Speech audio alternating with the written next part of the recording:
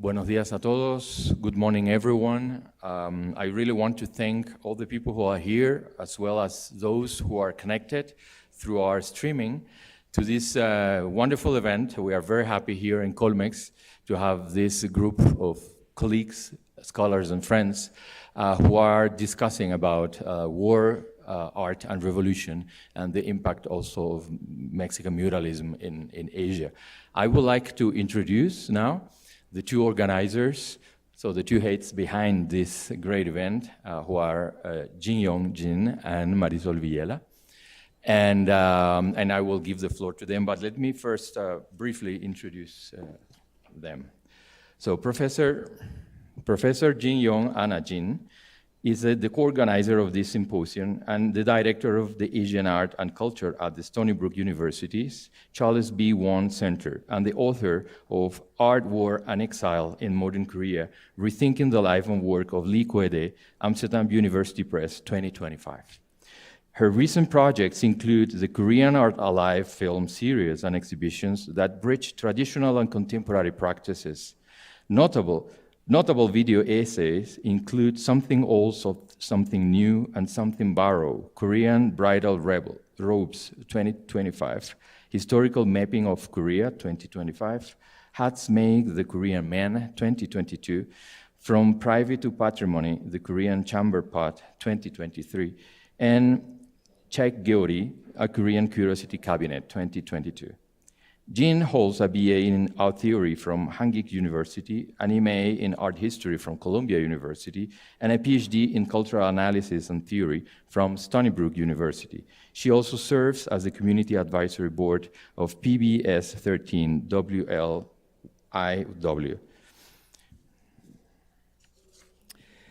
Marisol Villela Valderrama, the other co-organizer of the symposium, is an assistant professor of art history at Trinity University. Her research focuses on artistic exchanges between East Asia and Latin America after World War II.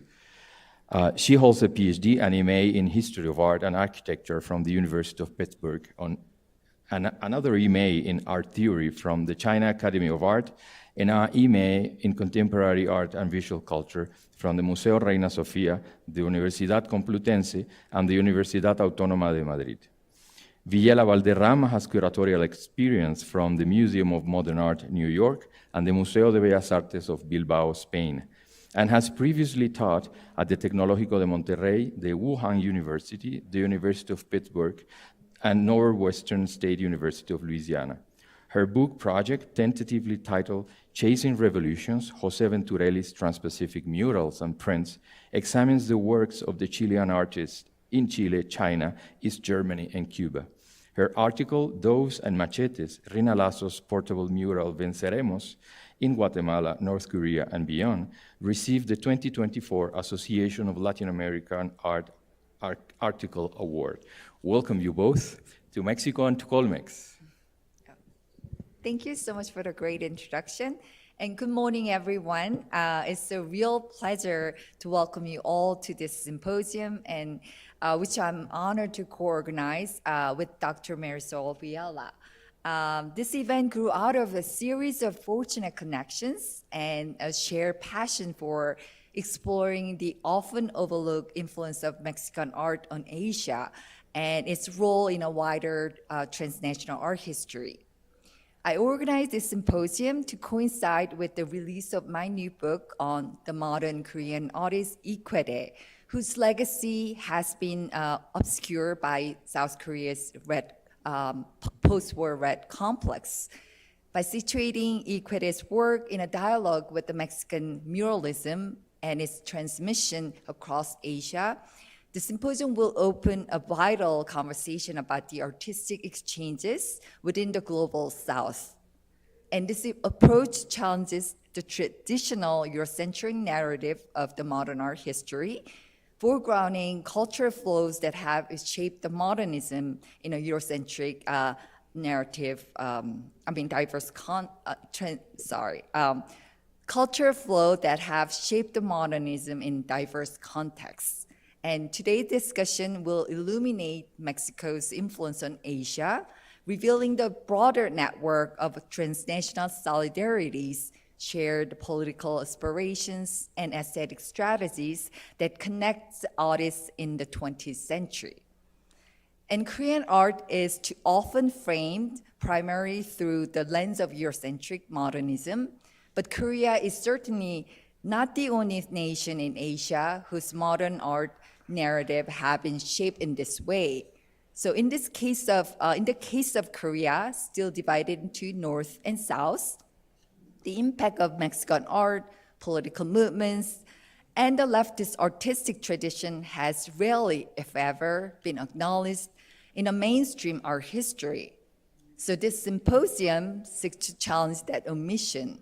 And I believe that today's event will be the groundbreak step toward expanding and reframing these narratives.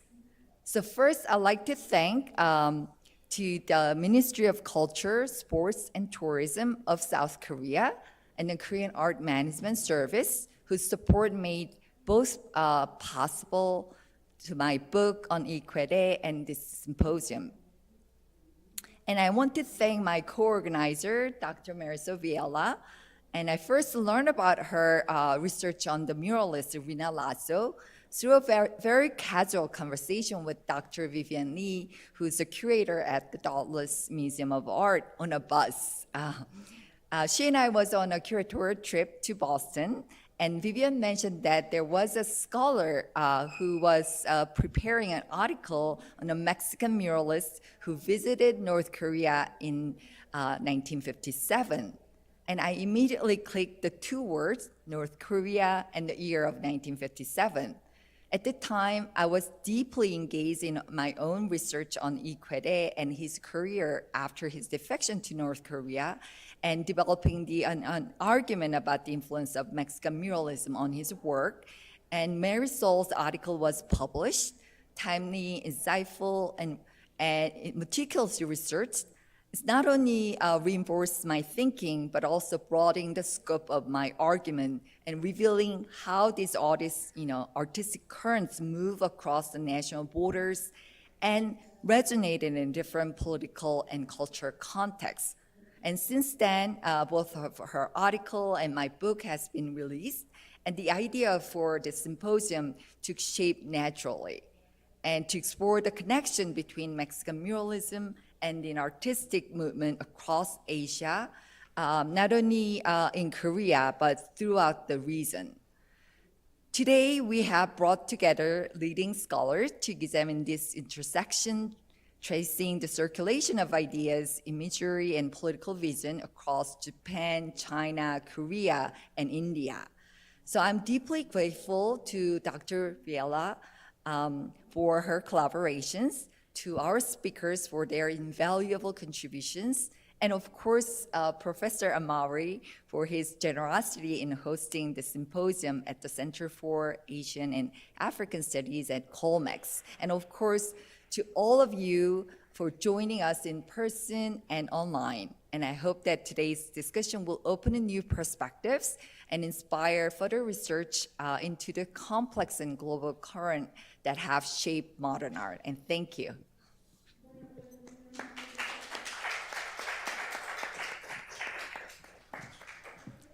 Good morning. Can you hear me? Yeah. Yeah, good morning, everyone. Thank you for being here in person at the Colegio de Mexico and also online.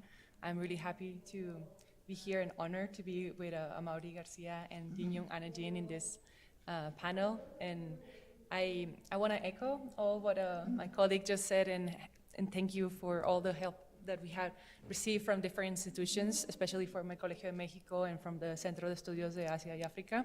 This is the ideal venue to have this conversation.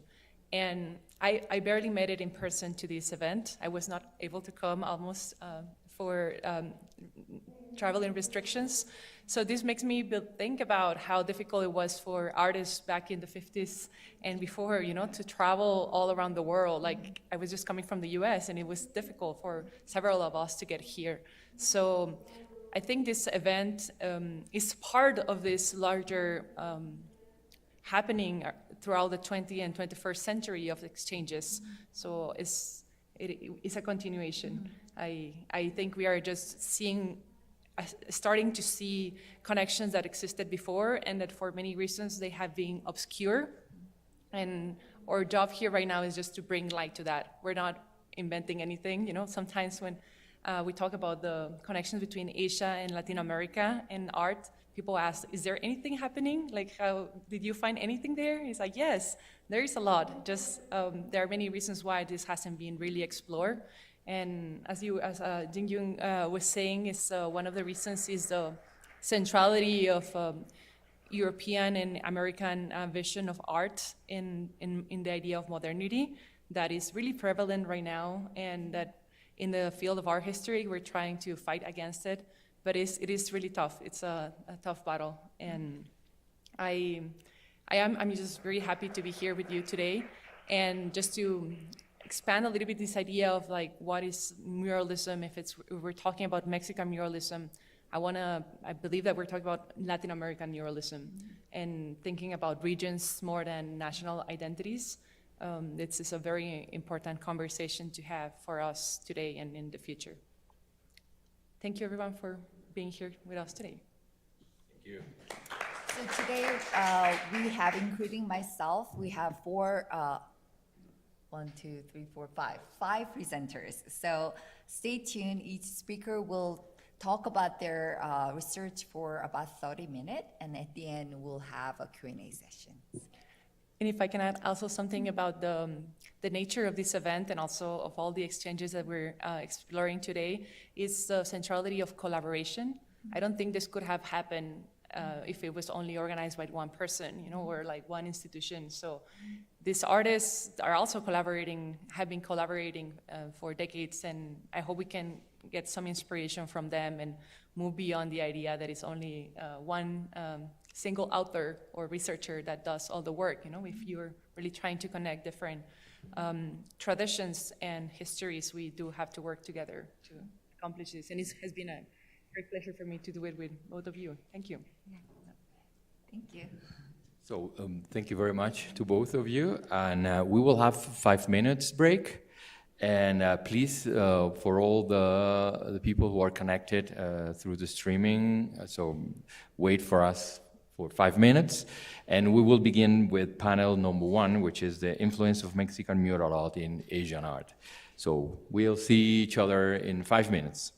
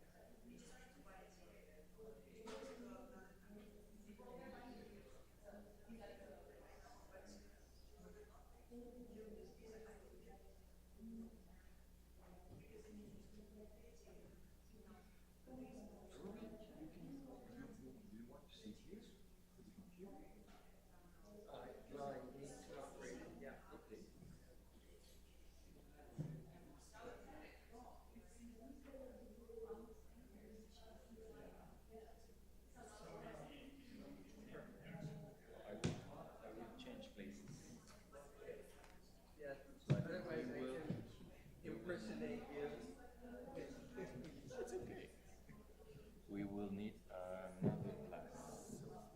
That's mine. Ah, that's yours. Yeah, this is mine because I took it. Oh, okay. Yeah. Okay.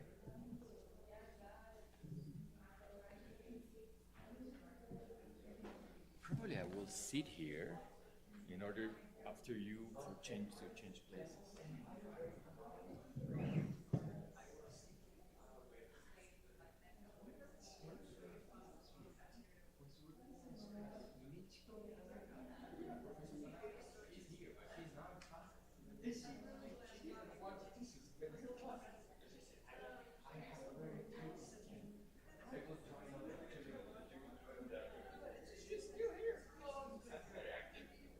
Because I was looking up and remembering that she exercised that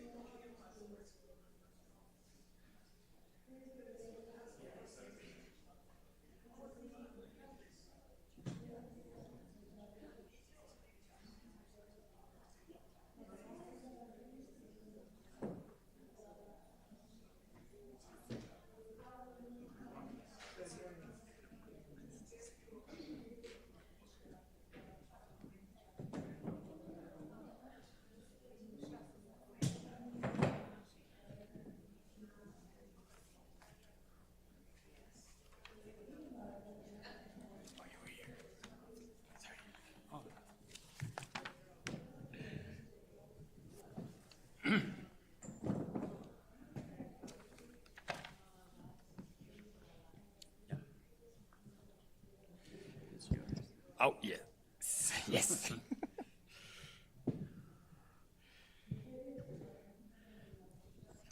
Well, we will have now the first panel of the event, titled Influence of Mexican Art, of Mexican Mural Art on East Asia. And first, let me introduce our two speakers on this first panel. So our first speaker will be Professor Bert Winter-Tamaki. He is a professor of art history at the University of California in Irvine. He has written 3 books on modern and contemporary Japanese art. Art at the Encounter of Nations, Japanese and American Artists in the Early Post-War Years, 2001. Maximum Embodiment, Yoga for Western Yoga, The Western Painting of Japan, 1912-1955, published in 2012, and Tsuchi, Earthy Material in Contemporary Japanese Art, published in 2022. Winter Tamaki curated a 2023 exhibition titled Art and Ecology in Japan from the 50s to the 80s in the Mori Art Museum in Tokyo. His most recent publication is An Appetite for Flames in the Japanese Art World during the 1980s, published in Archives of Asian Art in 2024. The second speaker today will be Professor Shengtian Zhen. He is an artist, scholar, and curator based in Vancouver. He is the managing editor of Yishu, Journal of Contemporary Chinese Art, a research fellow at the Simon Fraser University, and a trustee at the Asian Art Archive in America. He was professor and department chair at the China Academy of Art and a visiting professor at the University of Minnesota and San Diego State University.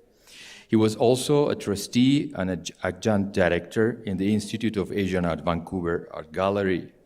Dr. Zhen has organized and curated numerous exhibitions, including Winds of Fusang, Mexico and China in 20th Century. In 2024, his most recent books, Sino-Mexican Art and Cultural Exchanges in the 20th Century and Art and Modernism in Socialist China, and Explore International Encounters, were published. He received an honorary doctorate of letters from Emily Carr's University of Art and Design in 2013. Welcome you both to Mexico and to Colmex, and I give you the floor.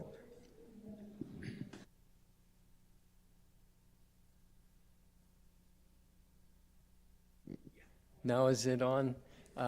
Thank you, Amaury, for the introduction and for moderating our panel. And thank you, Professor Jin Young and Professor Marisol, for organizing this event. I'm especially happy to be here because it gives me an opportunity to return to the study of Kitagawa Tamiji, who is an artist that has a special place in my scholarly heart because I've been following his work for quite some time, including an event that was held in this room perhaps in 2011 when there was another gathering regarding the connections between different cultures and Mexican art.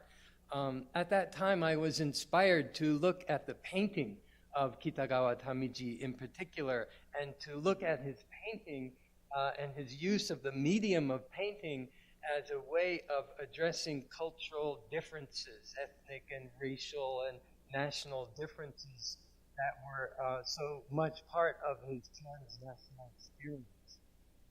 And this time, through the kind invitation to come to this event, I found myself in the libraries of Tokyo over the summer,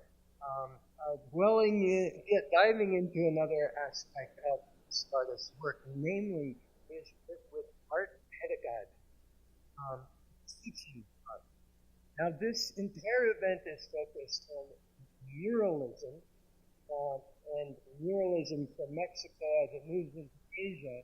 And I want to suggest an expanded understanding of muralism to include not just the painting of large images on walls, large walls outdoors, but in a broader sense, art that addresses not just the elite and not just personal intimate experience, but art that addresses the public.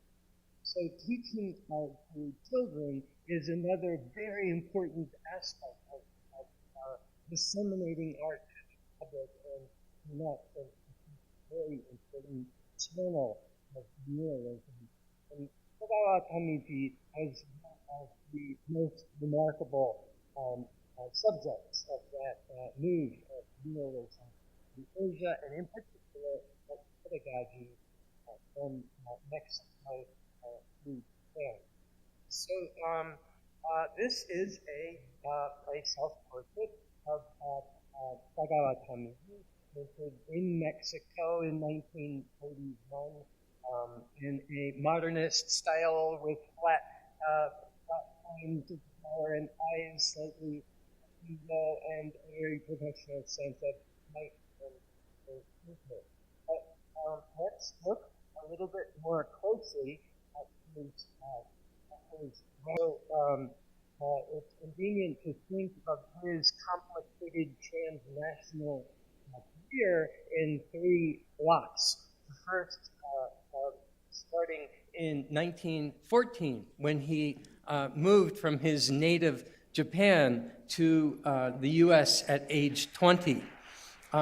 He came from a relatively well-off family, but during his travels and his long periods of stays outside of Japan, he was not supported by his family, and he experienced poverty.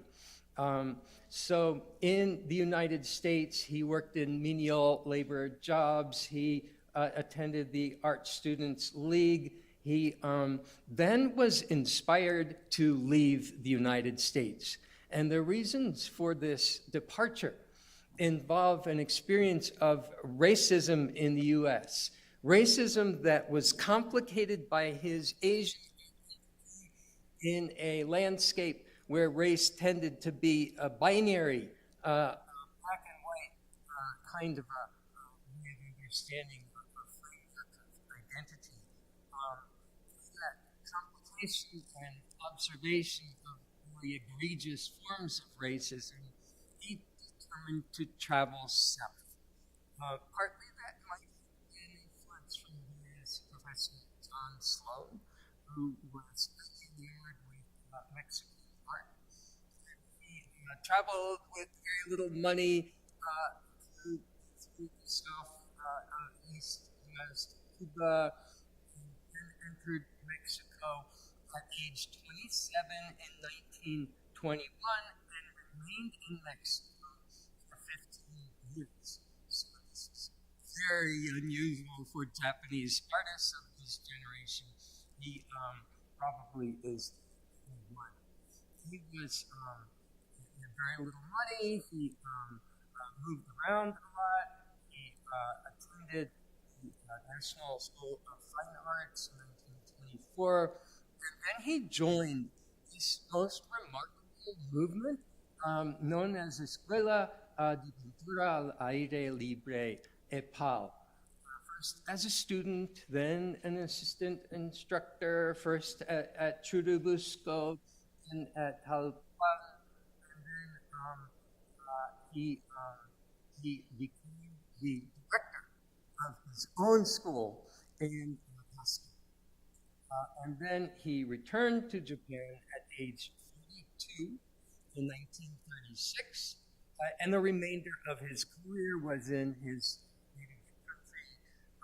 He was part of the Nikkakai organization from 1937 all the way till 78. So that is a long career as a painter, submitting annually works of art to the Trade Exhibition. He experienced the Pacific War as something of a somewhat quiet dissident. He was not protesting in a way that endangered himself in the period of Japanese fascism, but his works can be certainly interpreted as critical. And then he founded a school to teach Japanese children in Nagoya, and returned to Mexico for 11 months in 1955. His career is lengthy. On the lower right is a self-portrait that's one of his very last paintings. And still, at this time, he was thinking about Mexico, and if you look at the bottom of that picture, there is a grasshopper, and the grasshopper was a kind of symbolic alter ego that he espoused and that he derived from Mexican folk culture.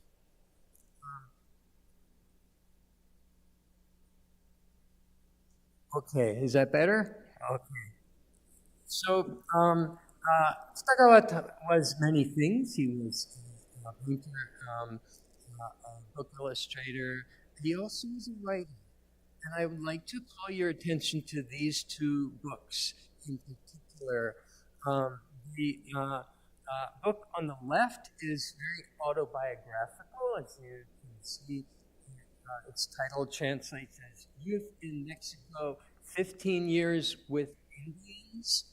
And it's a personal, graphical story of his trajectory through all these different cultures. It's a remarkable book. He's a very keen observer of people.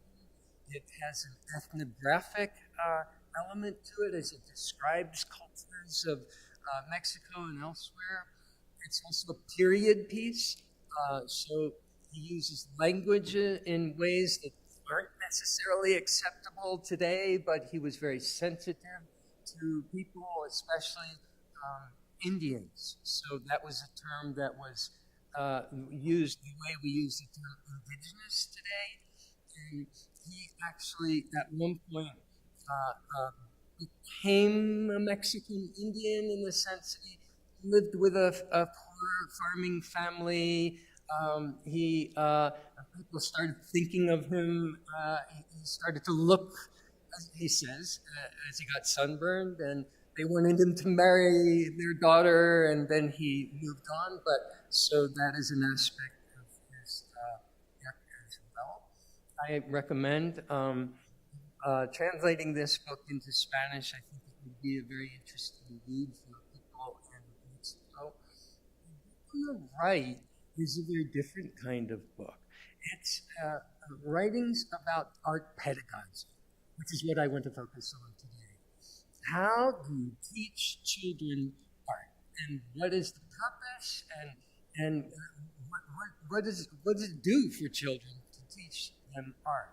And it is based on his experience teaching Mexican children to a great degree, and is filled with all kinds of observations and speculations, and it is also informed by intellectual currents in 20th century thought about pedagogy and child development. A writer of varied talents, and I think very important for the understanding of how art pedagogy moves in the 20th century. So here's a photograph, the only one I've ever seen, of this school that he was director of in Pasco. And you can see there are 4 kids that are sitting on chairs and the floor. It's only one room. You can see their paint bottles on the shelves and brushes and tools. They have boards there. This school was visited by Fujita Tsuguharu.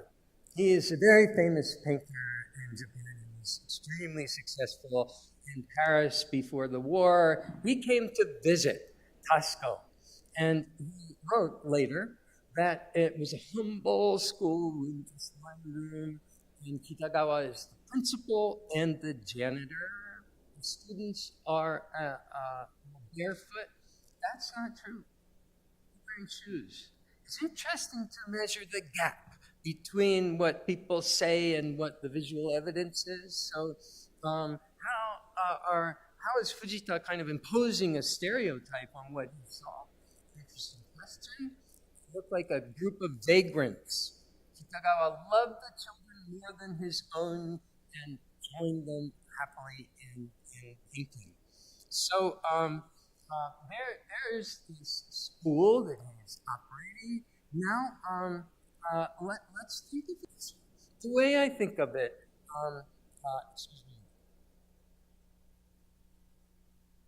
is that we can divide the broad history of modern art education into 3 eras.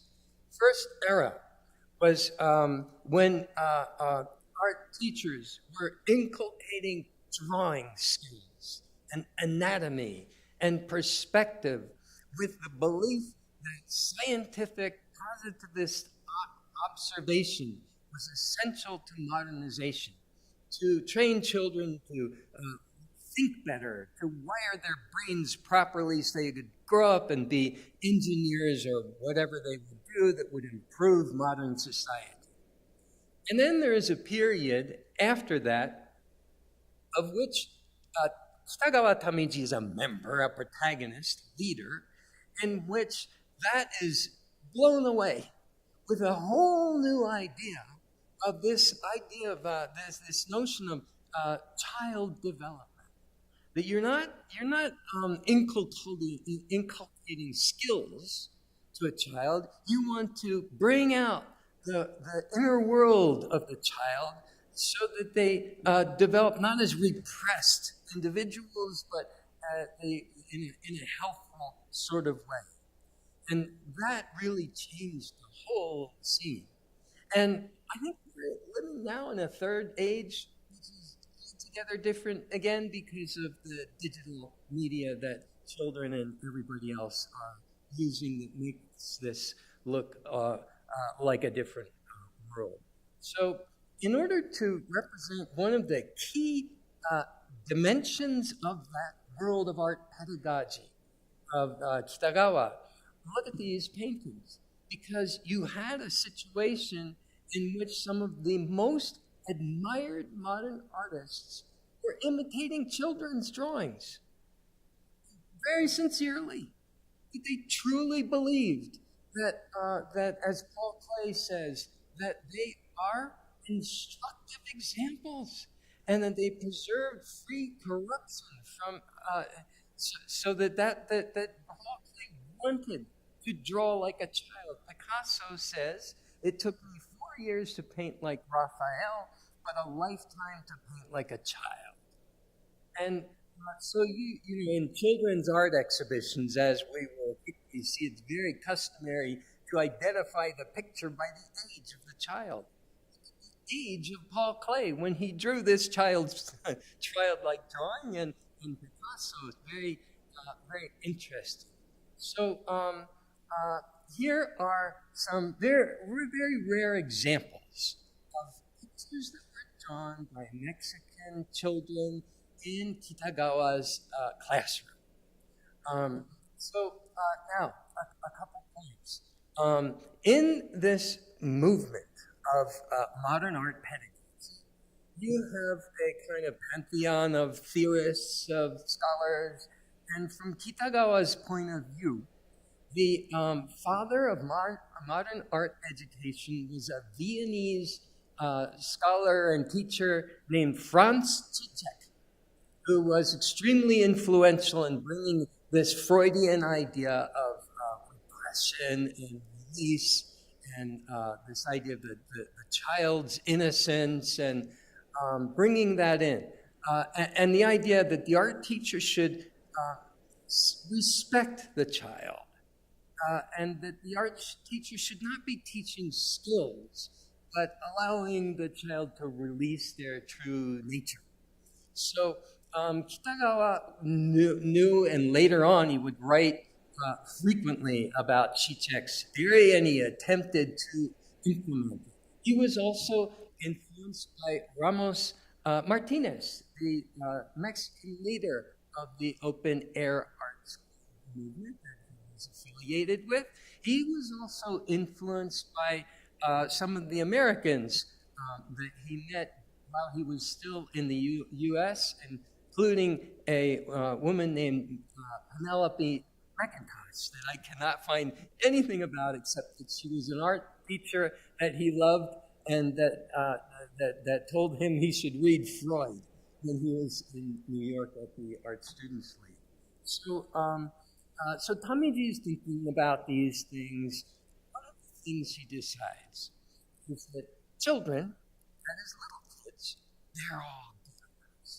They're all, you put a pencil into their hand as soon as they can hold it, and they innocently create these beautiful pictures. It's puberty. It's at about puberty that that sometimes is called the age of conflict or identity crisis. That's where these skills and these understandings come into collision. And he decided that in his school, he was going to work with these kids. They're older, slightly older kids after puberty. So if we look at these drawings, we see Amador Lugo painting the dog and cats on the right at age 12, but the 15-year-old anonymous painting a picture of Professor Tamiji on the left, a little bit more attempt to get some perspective in grappling with these problems. But there are all kinds of anecdotes about what was going on in Kitagawa's writings about his students. He says, for instance, they came in and they immediately started calling him maestro, professor, teacher. And he said, no, you don't call me that. Call me compañero. And so they moved to that, like some kind of companion. And then they started calling him conspirator. And at first he thought maybe this could get us in trouble, but then he writes, well, it was actually, they were good-natured about it, and in the post-revolutionary Mexico, it actually had a rather good revolutionary energy, and so he went with that, and that's what happened. He also said, and look at the quote on the left, the monsters of adolescence didn't bother Mexican Indians. So his idea is that this puberty or adolescence, when people suddenly become inhibited or awkward or they lose their natural skill, that the Mexican Indian children he was teaching in Tasco, they weren't like that. He admired them for the way they could just innocently absorb their environment. He said, I just give them pencil and paper, told them to go out and draw things that are important to them, and they would come back and we would add colors the next day. So there's a kind of primitive romanticism that is part of his vision of these children. He's teaching in Tasco. He's, working with them. Another aspect is that American tourists are flooding this bucolic little town. And he says these boys come into the classroom with their shoe shine boxes. And they earn money by shining shoes. So I devised a plan to sell their pictures to foreign tourists and give half the money to them. And they were really happy with this. So now you can see something totally different from the progressive psychology of art education, and you start to get a type of style, a type of vision where there's a folk art tradition that comes in, and this now Amador Lugo, the painter of the dogs at age 12, is painting 7 years later, much more skillfully, but you can kind of see how this type of painting might work into the taste of American tourists' vision of old Mexican village with no machinery, no signs of urbanization or industrialization, or so you can kind of see a very different element that comes in that is evident through looking closely. But this is an example of a painter who then became very skilled. And last night we saw at the Museo Caluz an extraordinary, later, very competent, talented landscape by the same Amador Lugo as he progressed. But the concept that Kitagawa is really after was not to train great artists, but to train great human beings. So even though Amador Lugo is a great success story, that really wasn't the primary objective of his art teaching. He did paint pictures of children in Tasco, some of whom might have been his students.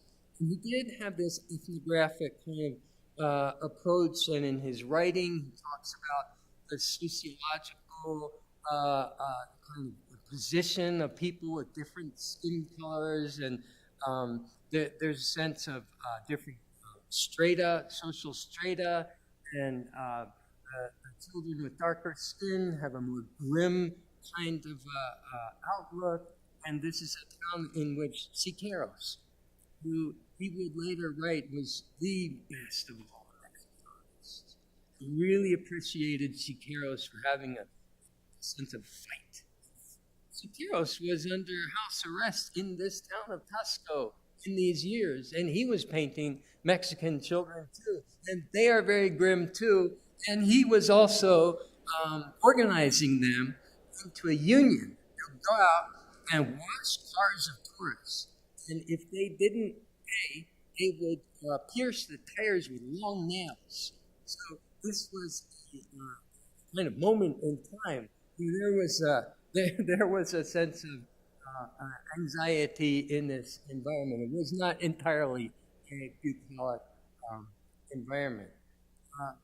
So part of what he was doing was negotiating the difference. These tourists that are coming in, and he's living in this house that now becomes a tourist destination. So the Casa Kitagawa.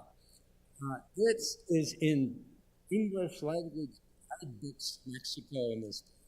You go there, you'll find a Christmas tree there at Christmas time. It is so cute, the stucco and the cacti. It's all this guy is running a school. So here's a very unusual painting in which he tried to actually visualize the difference between these people in the local environment, the American tourists and the local people, in ways that are kind of stereotypical.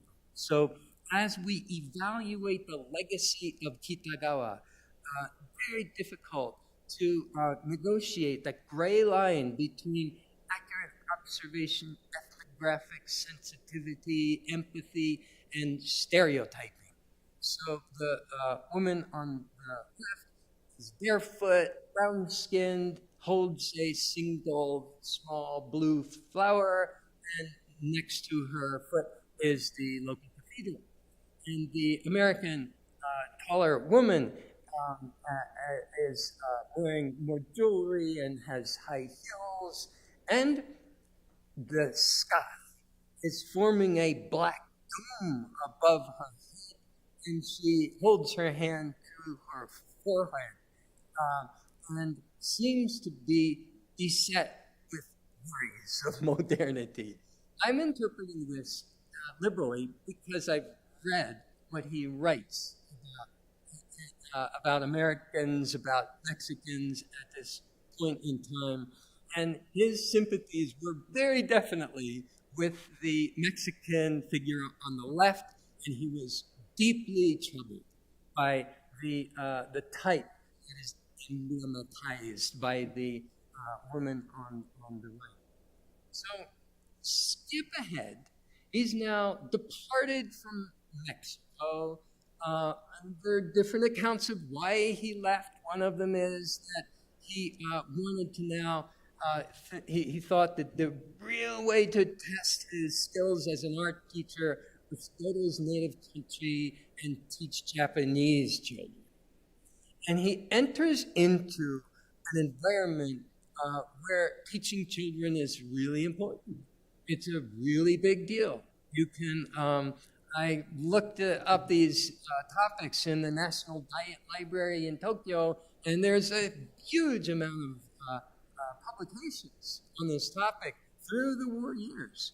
So he gravitates toward this individual, and they were debating art teaching, and they were debating art teaching, and they were trying to implement the teachings not only of Franz Zizek, the Viennese founder of modern art education, but also what Kitagawa learned in Mexico. But part of that was a discussion about what the difference is between different children in different cultures. So Here's a letter from Kitagawa to Kubo in 1949 where he's talking about that difference.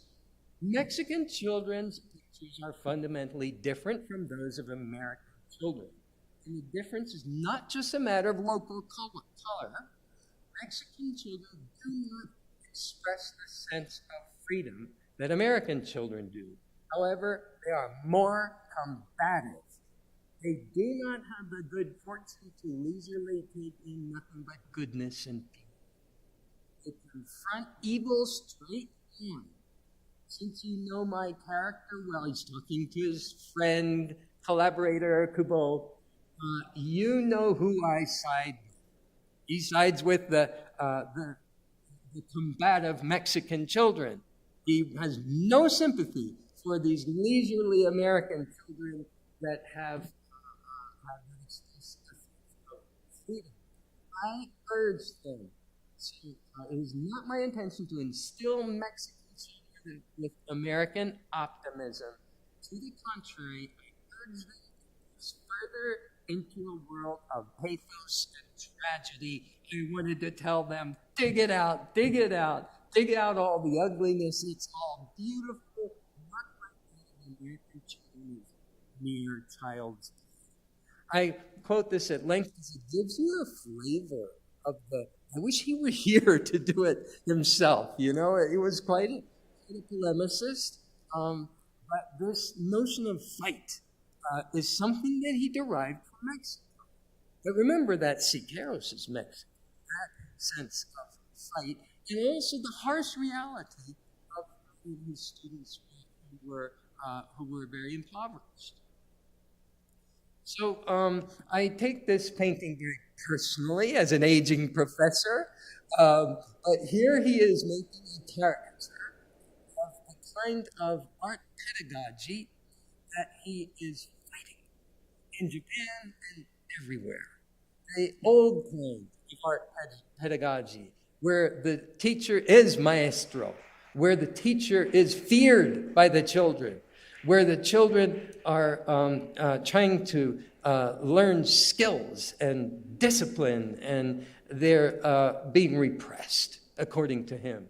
So here, this idiot elderly teacher is pontificating. He is lecturing to a former student who is a factory worker long after they finished their cups of coffee, and the little chicken is making fun of them in the corner.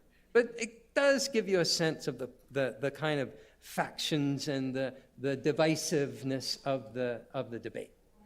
So he set up a school in Japan. Now it's 1949. And he says, okay, what we're going to do is we're not going to hold the school in a school building. We're going to have it in a zoo so the kids can draw animals. And he gathers all these kids together, and he prints up a brochure, and he gets parents to come and bring their kids. And he says, look at that little grid on the lower right, that there's something valuable to be understood in the correlation between children's art, primitive people's art, and he talks about the caves of Altamira, and modern art like Picasso and Matisse. And on the other side, something we need to be wary and critical of are adults and civilization and academic approaches. So that's Kitagawa, and strangely enough, if you happen to know the major conceptual artist Arakawa Shusaku, when he was a 13-year-old kid, he was in this art school in the zoo in Nagoya. So here are two pictures from the art school in the zoo of kids. Again, no names here, but we know they're in first grade and second grade.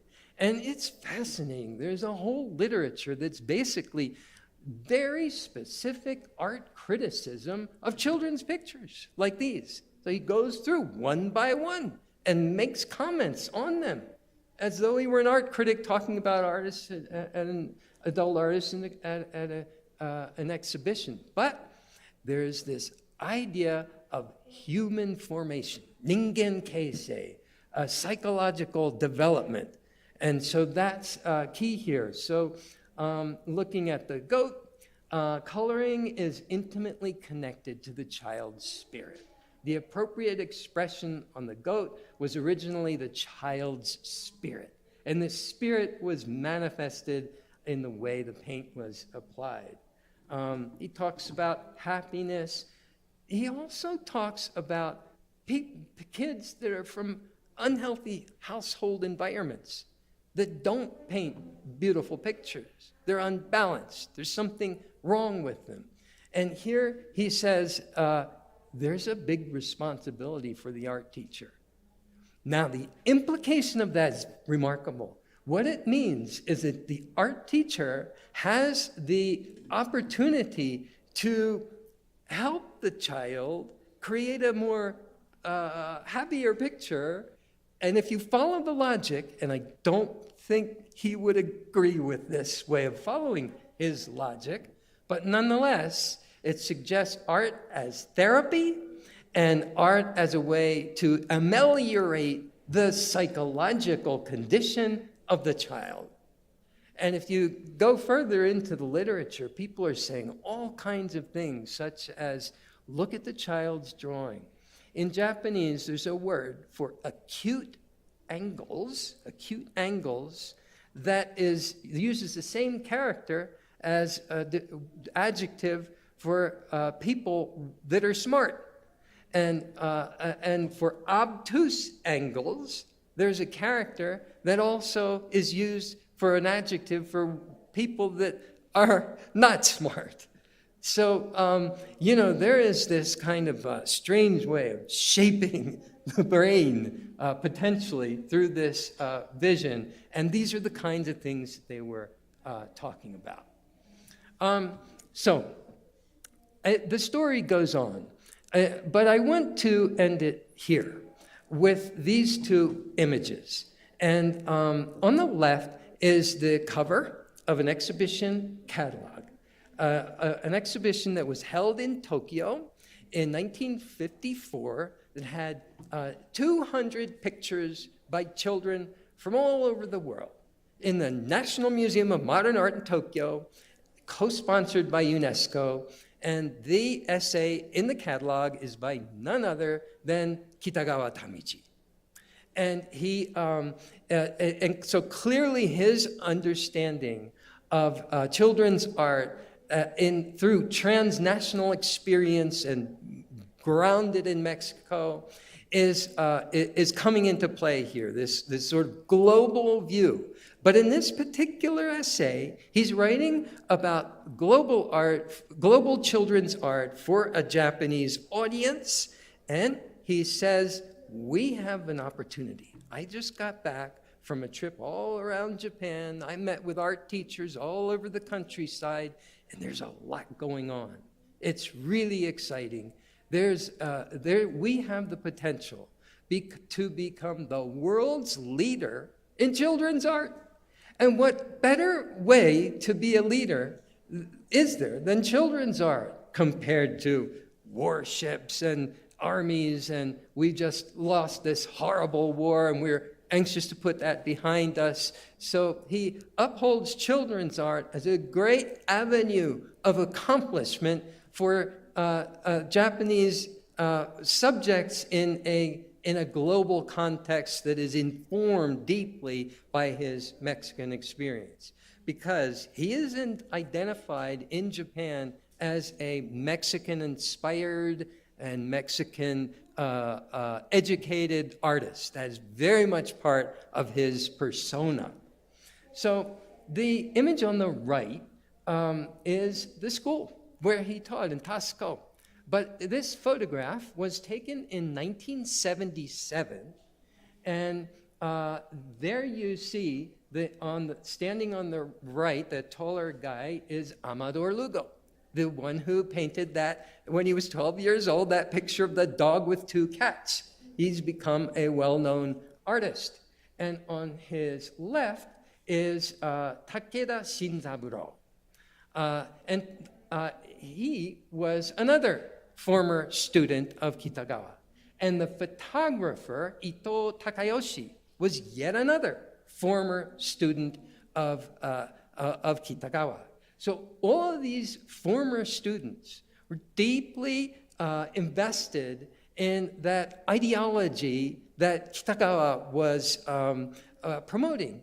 And that ideology, unlike the World Children's Art Exhibition essay, was very much Mexican focused. For instance, it was Takeda Shindaburo, the man on the left. He was inspired through Kitagawa's teaching to move to Mexico in the 1960s, and I believe he still teaches art in Oaxaca. Is a very influential art teacher.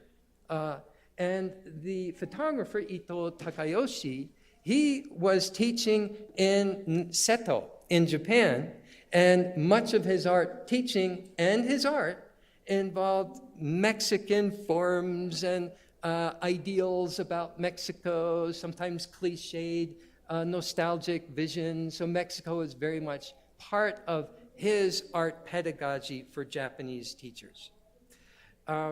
So I'll end there with a little glimmer of an epilogue, which is to say that the reports are that he became very, he withdrew after this in the late 1950s. He became disillusioned with this program of art teaching and very concerned about the conservative trend of Japanese and world politics, and retreated from teaching to a degree and was focusing more on his on painting in that late phase of his career, when he embraced the grasshopper as a symbol of potential revolution. But I'll stop there. Thank you.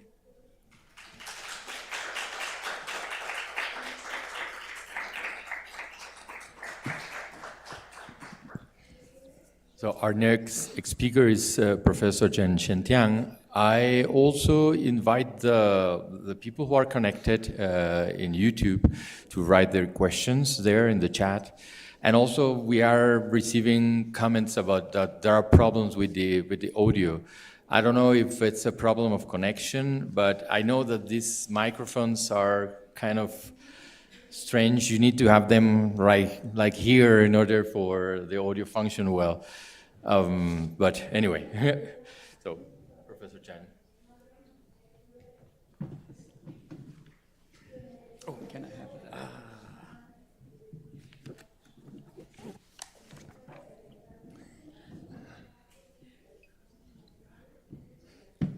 Good afternoon. Good morning, everyone. Thank you, Amore, for the introduction. Thank Professor Jing and Marisol for organizing this symposium. This reminds me, in 2008, I come to Mexico City with a few Chinese artists. We visit the Aesthetic Research Institute in Unam. We met with Professor Orozco. She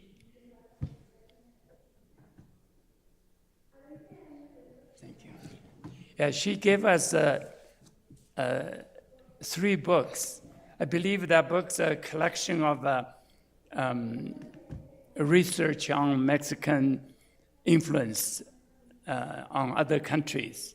So there are texts on United States, texts on Eastern Europe, texts on Russia, Soviet Union at that time. So I look at the title of those texts, and I asked Professor Orozco, I said, what about Asia? And she said, unfortunately, we don't have any researcher working on this. But today, now we have this symposium. We are focused on the Mexican influence on Eastern Asia. I think this is a great developments. Even this is only a start, but I hope many much to follow in the future. So today I will introduce a Chinese artist, Yuan Yunshen, who was basically influenced by the greatest, one of the greatest Mexican artists, David Siqueiros. So I will talk a little bit about their encounters and the later artistic practice of this artist. So I will read digest of my paper to save time.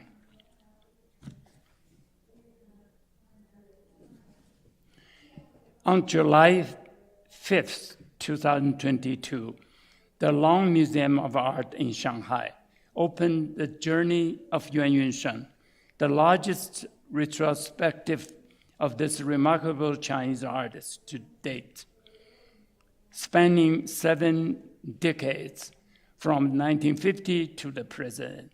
The exhibition traced not only Yuan Yunshen's artistic evolution, but also his tireless search for national identity and the common value of human civilization. The curator of the show, Cui Chen, wrote in his introduction, quote, in 1956, David Siqueiros, one of the 3 giants of Mexican muralism, visited the Central Academy of Fine Arts to give a lecture. This rebukes the young generation's pursuit of the artist's spiritual world. Yuan Yunshen, then a student, was fervent after hearing him. So Yuan Yunshen was the artist who attended this lecture. So this is where our story began.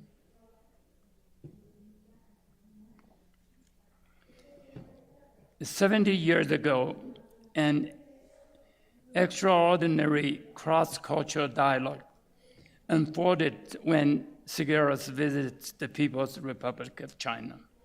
This exchange would leave a profound impact on modern and contemporary Chinese art.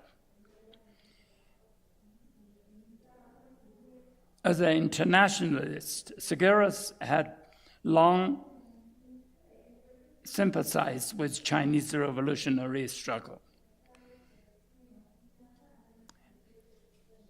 In 1945, he created Victims of War in Mexico City, a mural partly inspired by a photograph on the Japanese bombing of Chongqing that killed more than 4,000 people. Now you can see this painting in the Palace of Art. I went there yesterday again to look at this. The past of China was prepared by a Chilean artist, Jose Venturelli, who had worked with Siqueiros in Chile in 1941. Venturelli moved to Beijing in 1952.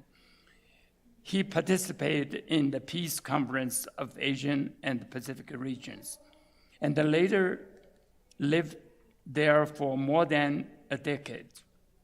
Now, as the cultural ambassador of Latin America, Venturelli suggests in 1955 that a touring Mexican art exhibition should also travel to Beijing and Shanghai.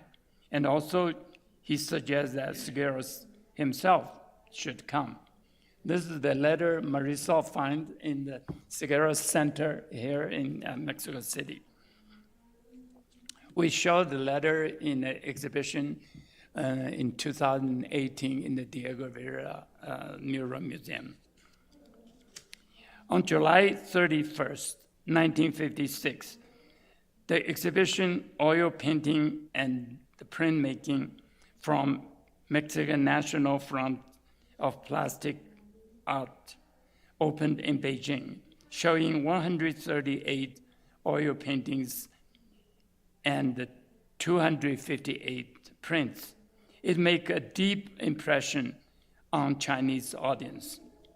Later that year, Siqueiros and his wife, Angelica, arrived in Beijing, staying at the Xinqiao Hotel. Then, at that time, they were officially invited by the Chinese Foreign Cultural Council and the Chinese Artists Association. The artist Wang Qi, who was my teacher when I was a kid, Professor Wang Qi, then a professor at the printmaking department at Central Academy, he was the host for Siqueiros' visit. This is my interview with him in 2007, when he was already 97 years old. His memory is incredible. He almost remembered everything Siqueiros said back in 1956. To understand the significance of Siqueiros' visit, we must recall the cultural climate of China at that time. After 1949, China was politically aligned with the Soviet Union. Soviet socialist realism became the dominant style, enforced through teaching system that emphasized rigorous, realistic drawing. This is one of the Russian system by this Professor Pavel Chischakov, which was introduced in 1950s to China. Every art school have to apply this system. So even now, this influence is still very strong.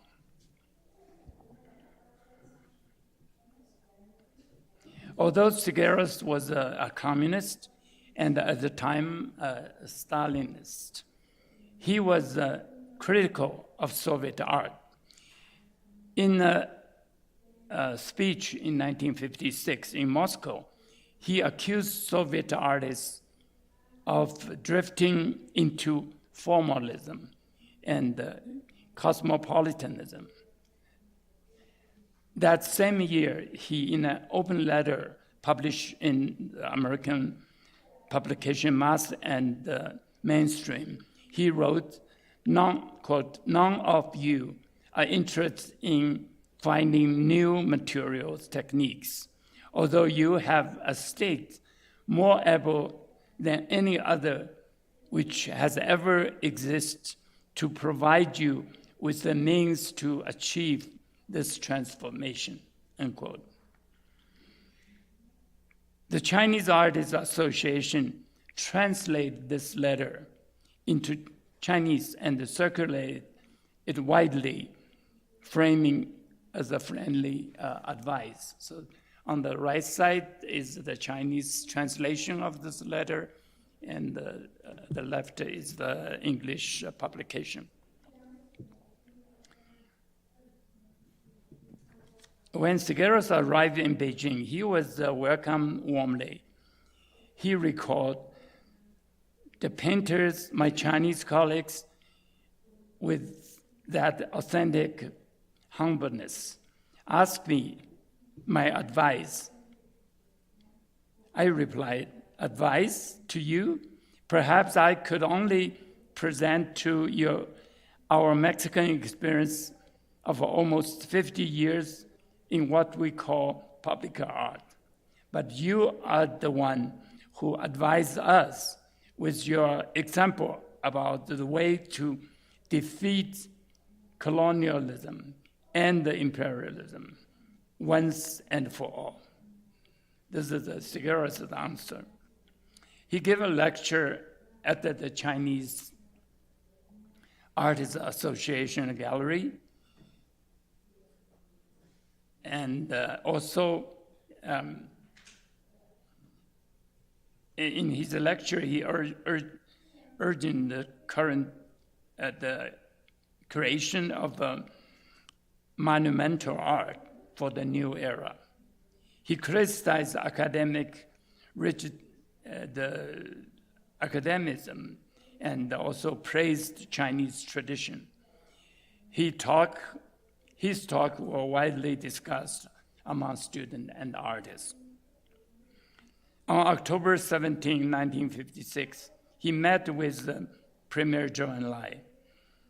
Their conversation lasted for over 2 hours. Actually, Zhou Enlai had visited the exhibition early that year, before Siqueiros arrived.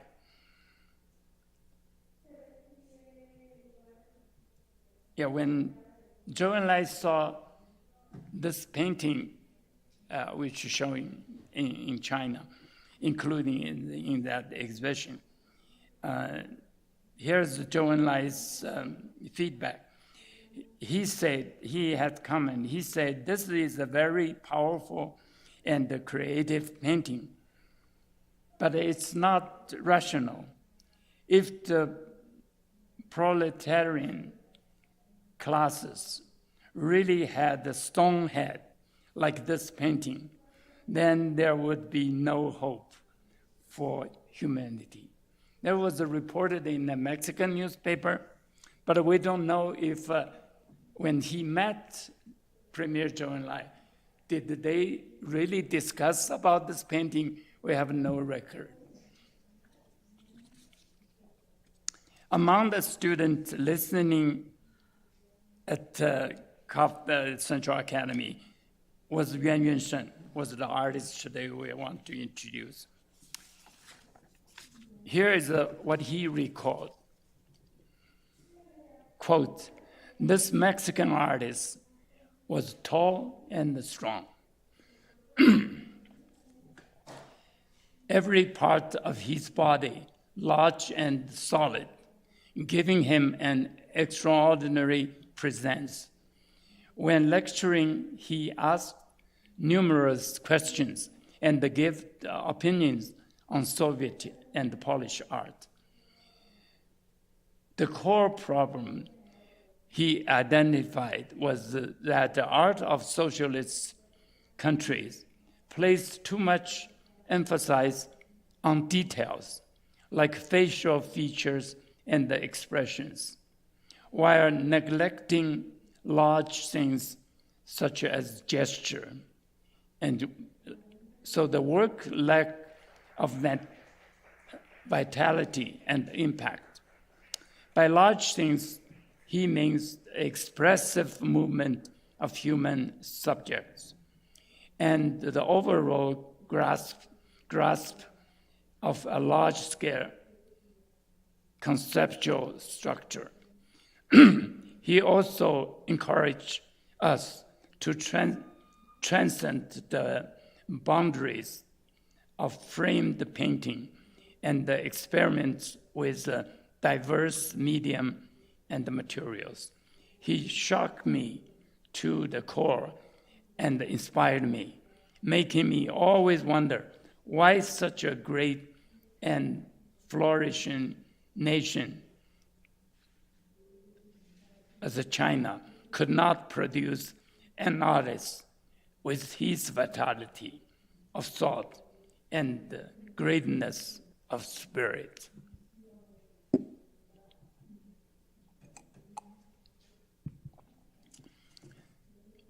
This moment deeply shaped Yuan Yunshen's artistic philosophy. He admired the Mexican artist's sincerity.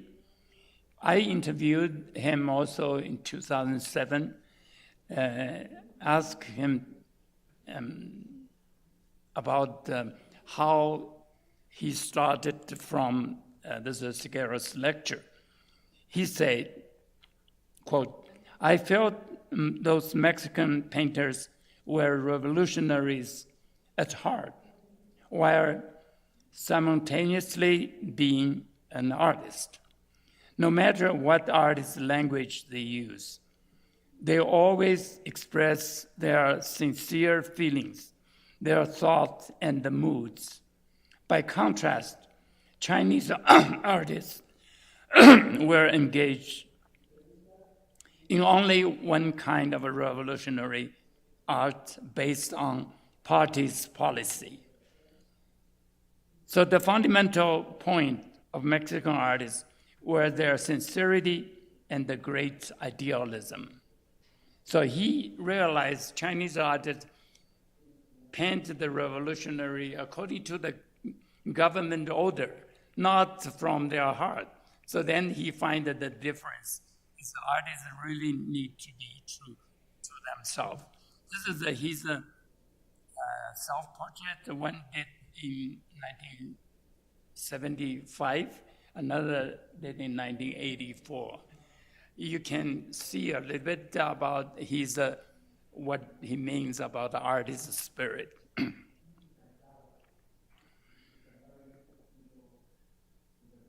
Yuan Yunshen's independent spirit soon brought political risks to him. In 1957, he was labeled rightist and sent to the countryside for re-education. After 2 years, he returned to the Central Academy and this is my interview with him.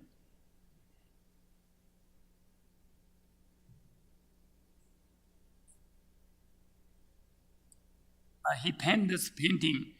It's his graduation work for the Memories of the Water Town. It's from his hometown. He used Chinese scattered perspective to merge multiple stories on one canvas. Actually, I learned a lot from Mexican artists, especially Diego Rivera, blending influences from Chinese painting, folk art, and the Western oil techniques. In 1963, the official art magazine Meishu, means art, actually denounced this work, still criticized him as a bourgeois and harmful to the public. But the Yuan Yunshen persisted. He later said about Mexican art, he said when they used the strong language to express their emotions or their ideas, their work had exceptional force, like those incredibly strong paintings by Siqueiros. So he still followed the style he learned from the Mexican exhibition and Siqueiros' advice. In 1978, while the reform era underway, Yuan Yunshen was commissioned to paint a mural in Beijing Capital Airport. His work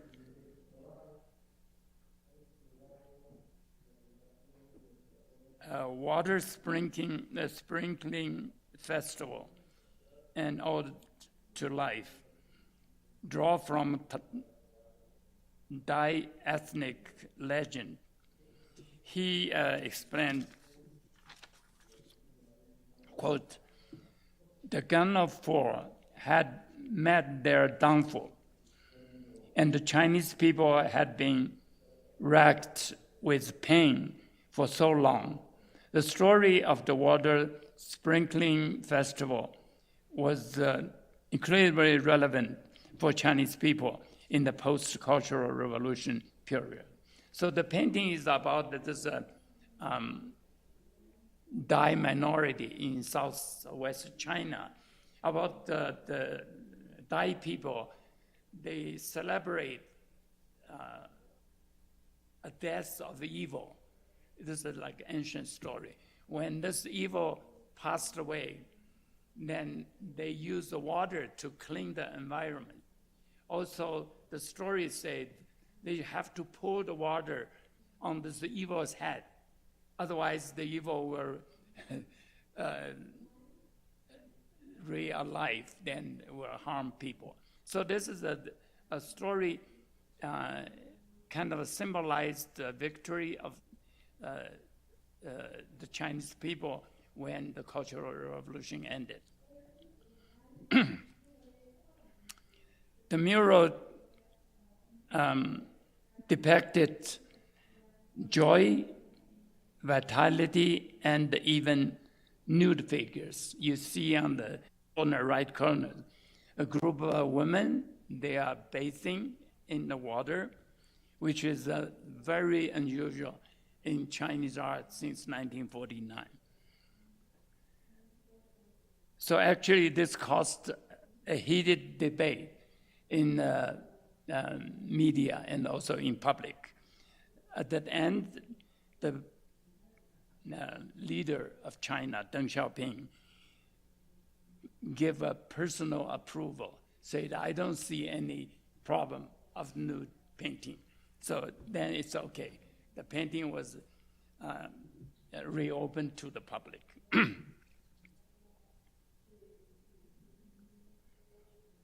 A Chinese critic, Ying Shuangxi, later declared the airport mural were the first high peak in the march of Chinese art toward modernity during the reform and the opening up period, unquote.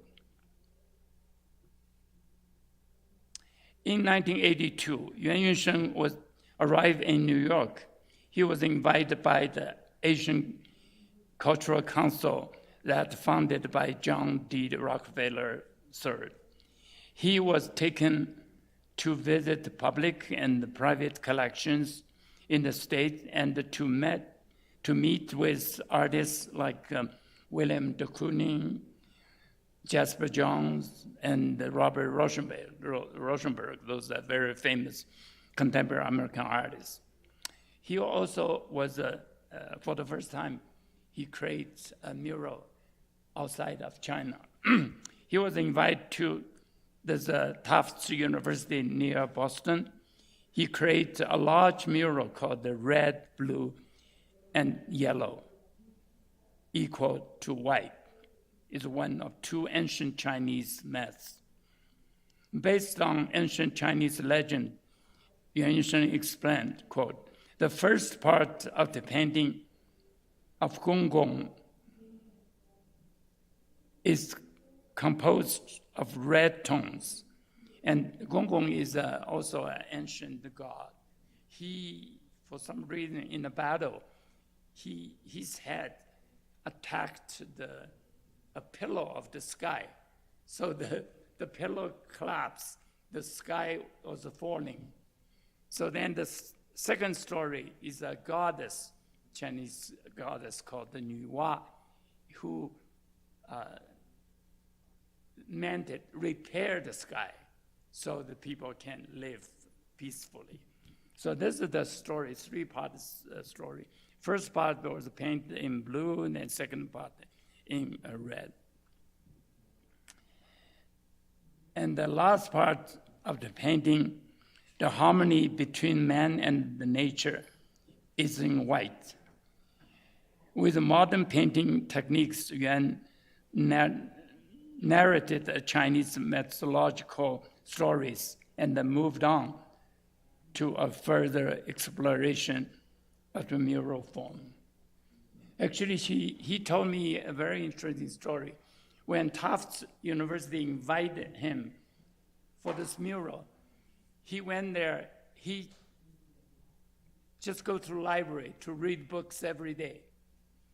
And for a week, the staff in the university didn't see he's done any sketching or any painting on the wall. So they were get a little worried about this. And then one of the hosts, I think, asked him, so when are you going to show us your composition, your project plan? And he said, I don't have, there's all a plan in my mind. If you want to see it, I show you a sketch, very simple sketch. Yeah, this 3-part. So actually, the Tufts University was a little bit suspicious about how he created the painting.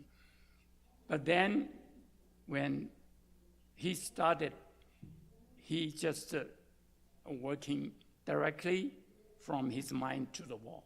There was no sketch, no preparation. He just start from the beginning to the end. All this, how long was it? Like 12 or 15 meters long wall was finished. Yuan Yunshen living in the West for 14 years. So he returned to Beijing in 1996 with an even stronger cultural confidence. He reflected, he said, when I see a work of Da Vinci, Picasso, or Andy Warhol, I never felt shy about my own national culture. On the contrary, the thought of this great difference always reassured and invigorated me. So he always compared Chinese tradition with the Western art achievement. And he thought, we are in a different paths. Both are great, but we don't need to copy each other. In 2004, Yuan was invited to create the two. This is a detail of Tufts University mural. He met with George Siegel and also de Kooning. So in 2004 and 2005, those are two paintings he made in New York when he lived in New York. I saw the first one on the top was very much influenced by Mexican art.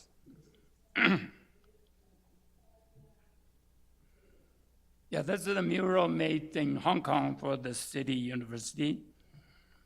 They call the Scholar in Contemplation with Guqing. Guqing is a Chinese instrument. The green stuff under the painting, the lower part of the painting, is kind of an instrument you play like play guitar. Yeah.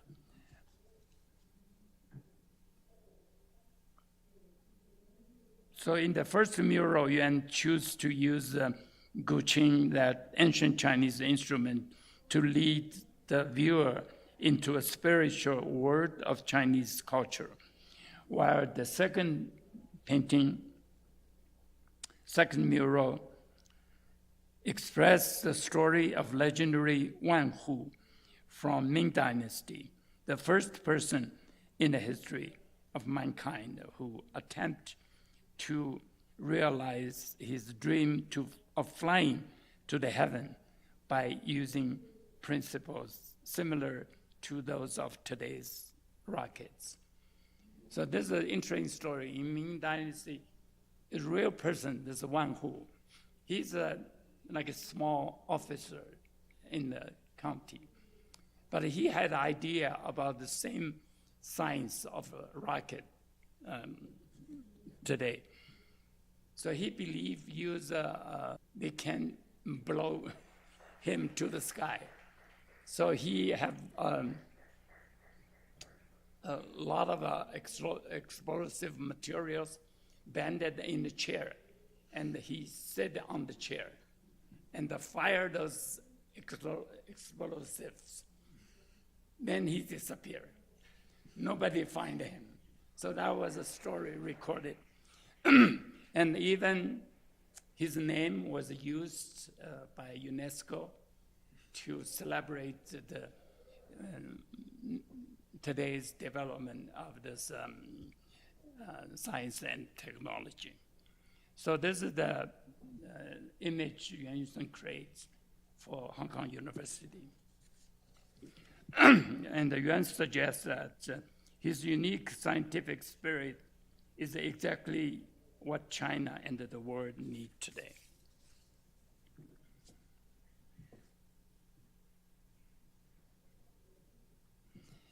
So besides his mural creation, Yuan Yunshen's other long-term dream and the pursuit is to build a China road for art education. He believes that for more than a century, China's higher art education has basically followed the West, from 19th century academics to discourse of the modern and contemporary art, with the West as the main frame of reference. He advocated that the basic education of China, in China, must return to the aesthetics based on one's own native culture. Since his return to China in 1996, he has traveled every year with teachers and students to museums, relics, and caves throughout the country to study and make records. He formulated a long-term plan and applied for funds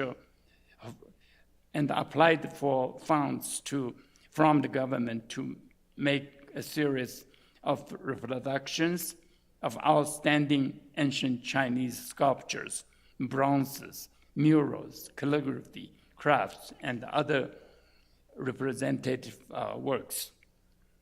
So to lead this undertaking, Yuan Yunshen was appointed as the director of the Chinese Traditional Plastic Art Research Center of the Central Academy of Fine Arts, and also the principal of the national major project called the Replacement of Traditional Chinese Sculpture and the Establishment of Contemporary Chinese Art Education System. So I was, in this April this year, I was just in Beijing, had a chance to see this exhibition called the Searching for Artistic Tradition, the Exploration Paths of Contemporary Chinese Art Education System. And the exhibition actually showcases what did they find, under the leadership of Professor Yuan Yunshen, what is those reproduction they created in the last few years for Chinese art students. It was a very interesting exhibition. It remind us also a very important advice from David Siqueiros. In 1956, when Siqueiros visited Beijing, he was taken to very famous ancient grottos, the caves of a Buddhist sculpture called the Yungang. It was not too far from Beijing. So Siqueiros was and his wife they were very impressed by Chinese sculpture. And he said this is one of the best in the world. Can compare with any great creative work of a human being. So before he left Beijing, in a discussion with Chinese artists, he suggests, quote, he said, "You should aim for works like those at Yungang to express your national identity. Your realism will be even more realistic and brighter than the realism of Yungang." This is what exactly Siqueiros said. So 70 years later, Yuan Yunshen's lifelong pursuit of integrating national tradition into modern art stand as the direct echo to Siqueiros' advice. So the dialogue between Siqueiros and the Yuan across continent, across generations, remains one of the finest example of transcultural and transnational artistic exchange in the 20th century. Thank you.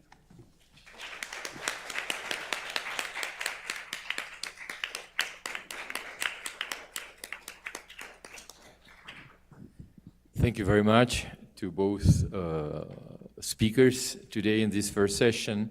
And then we will have now a Q&A session.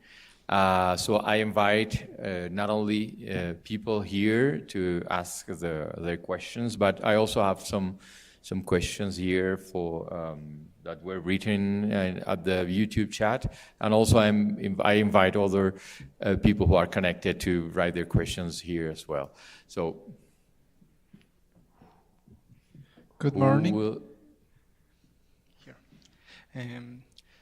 Sergio Gallardo asked 2 questions.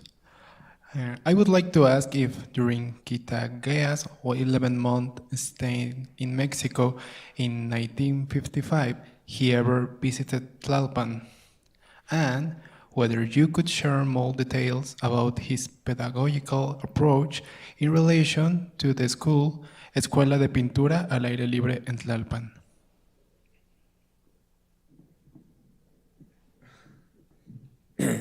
I understand the question to ask for more elaboration about 1955, that's part 1, and part 2 about the IPAL.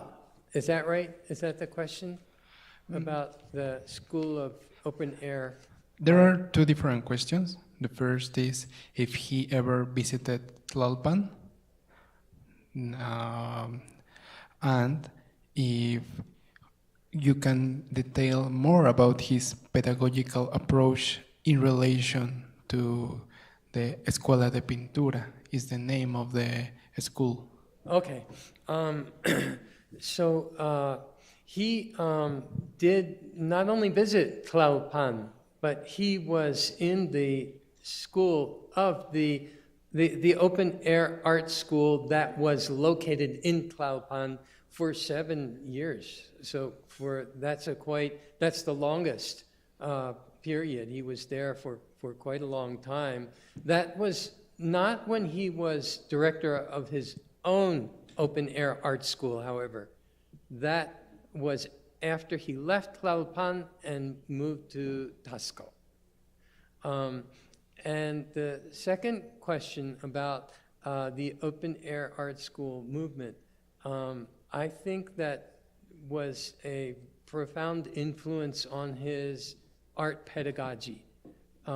He was associated with that school in 3 different venues for many of his years, his 15 years in Mexico. He was influenced especially by Alfredo Ramos Martinez, the director of the IPAL movement. So this is absolutely important. One interesting observation comes from an interview with the artist who I mentioned, who was a pupil of Kitagawa, namely Amador Lugo, who I showed his painting of the dog and the 2 cats.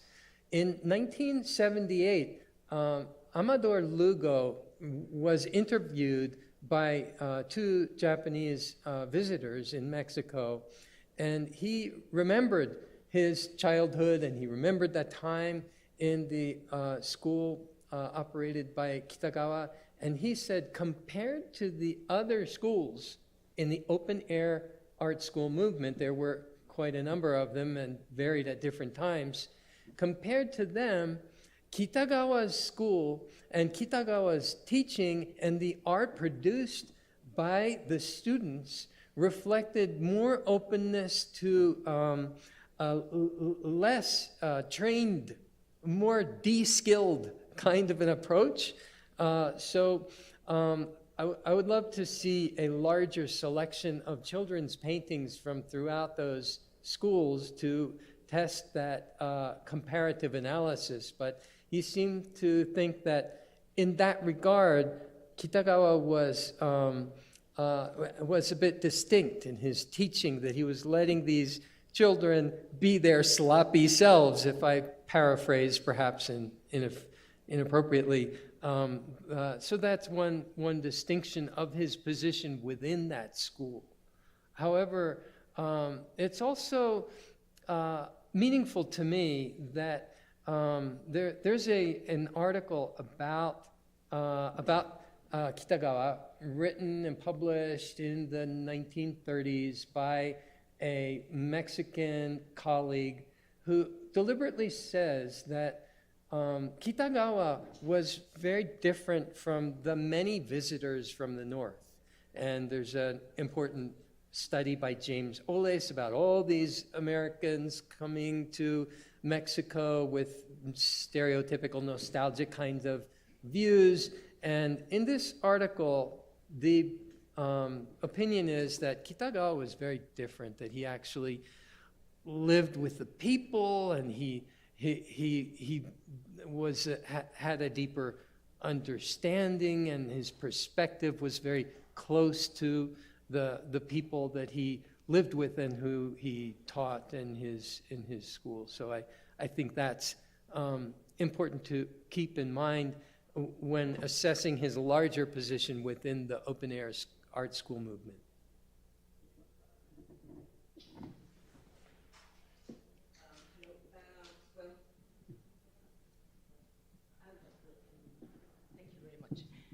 Well, congratulations for your lecture. It was really very, very interesting. I'm Laura González Matute. I think I met you before a long time ago.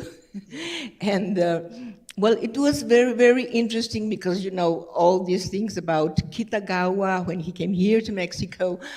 I think he was really, really involved with all of our culture. And what they were just like saying just now, I think that, well, the four schools, the PAL, Coyoacán, Churubusco, Tlalpan, or five, and well, also Tasco. But here in the city of Mexico, not in Tasco, all the teachers were really involved with the students. And what it was very interesting was that they were quite young, about 8 years to 15 years, more or less. And it was very interesting that the ones, for example, that were in Xochimilco, all the landscapes were just very, very naive, very like, you know, they send you the message that it was so nice, all these flowers and all the things that embroidered all Xochimilco. And in Tlalpan, it was very interesting because some of the oils or the drawings they were making, sometimes they show like a cemetery. And I said, well, that's quite special. But when I went there to Tlalpan and went to the street, the Congreso Street, I think that's the name. And then I saw this cemetery and I said, oh, now I understand why they were always painting this cemetery and sometimes some themes about, you know, dead or something like that. So it was a really interesting movement because the children that they even someone were analphabetos, they didn't know how to write, to read, anything, but their works were really, really very, very interesting. Even I know you know that they went to Europe, and in Europe they were, oh, fantastic, fantastic. And Picasso said, oh, this is marvelous, marvelous. Because of that, because they were free, because they were so naive. And in that moment, in Europe, after the war, the first war, the art was just like in crisis. So this was very fresh, very alive. And so Picasso and Fujita, that's when Fujita knew the drawings, and he knew the one that went there because Kitagawa sent 2 or 3 oils to Paris and Berlin and Madrid, no?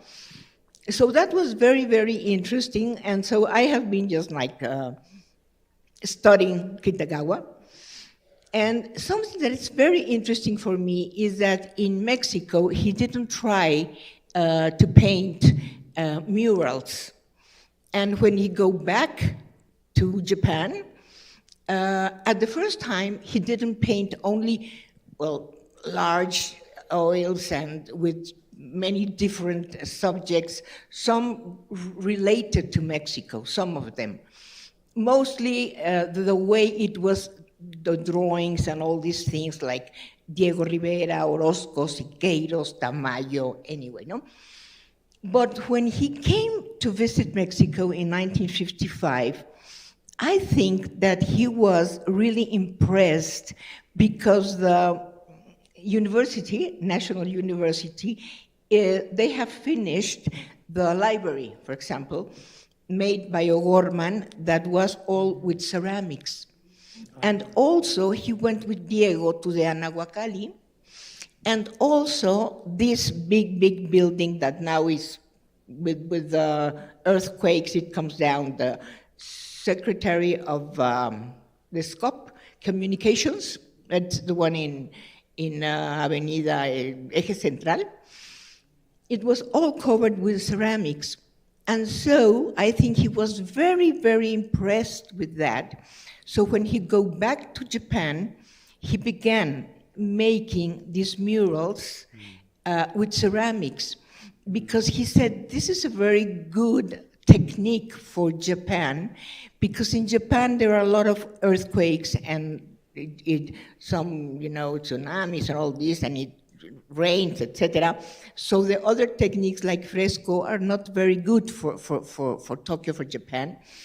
And the time I went there to Japan, I saw four or five murals of Kitagawa, very interesting, and they are all made by ceramics and pottery also. And this combination, I think, is unique only in Japan, because in Mexico, you use ceramics or stones, color stones, but not pottery. And that was a very interesting technique that Kitagawa introduced to the art, international art, I will say, no? But even though I think that what is very interesting about Kitagawa coming to Mexico is that he really found joining the two cultures, and they have many things in common. And that's the thing that made Kitagawa being so happy, and he had a very nice relation with all the pupils because of that way of thinking, way of being, and that is, like they say, the others, not the Occident, but the others that are the Asians, the America, like Latin Americans, or the Africans, that we are different from the other ones, and that was why Kitagawa was so happy here.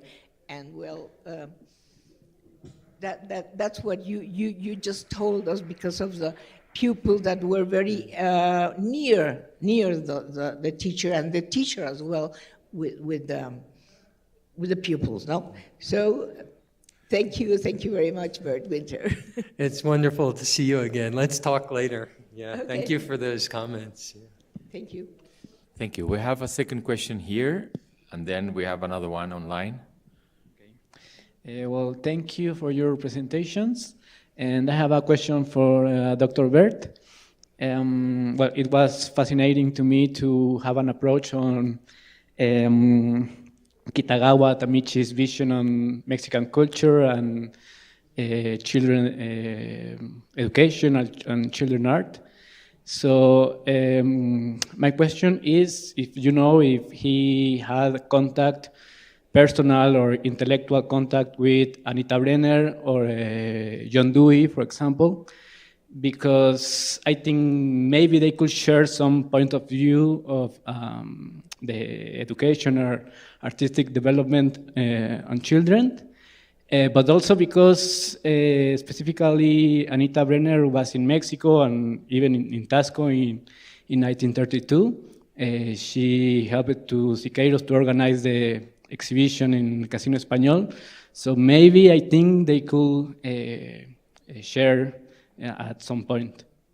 And, well. tell me more about them. They were there then, and what were they doing? John Dewey and Anita Brenner. Well, John Dewey was a... Oh, John Dewey. You John said Dewey. John Dewey. Okay. Yeah. I think in this broader movement of the modern art pedagogy, John Dewey was crucial influence, experience of aesthetics being so central. And there's a curator in Japan named Saigo Minako, who has studied in the recent exhibition catalog. She has published a study of the relationship between Kitagawa's thinking and teaching activities and various American kinds of perspectives. And so it's interesting that Kitagawa's experience in Mexico was partly an experience of American points of view filtered through Mexican perspectives. So she enumerates quite a few ways in which that can be traced. In other words, Tasco, strangely enough, was a rather cosmopolitan place for him. And in fact, his school, when he founded this one-room schoolroom, it had already been an art school run by somebody named Elsa Rago, who was an American artist.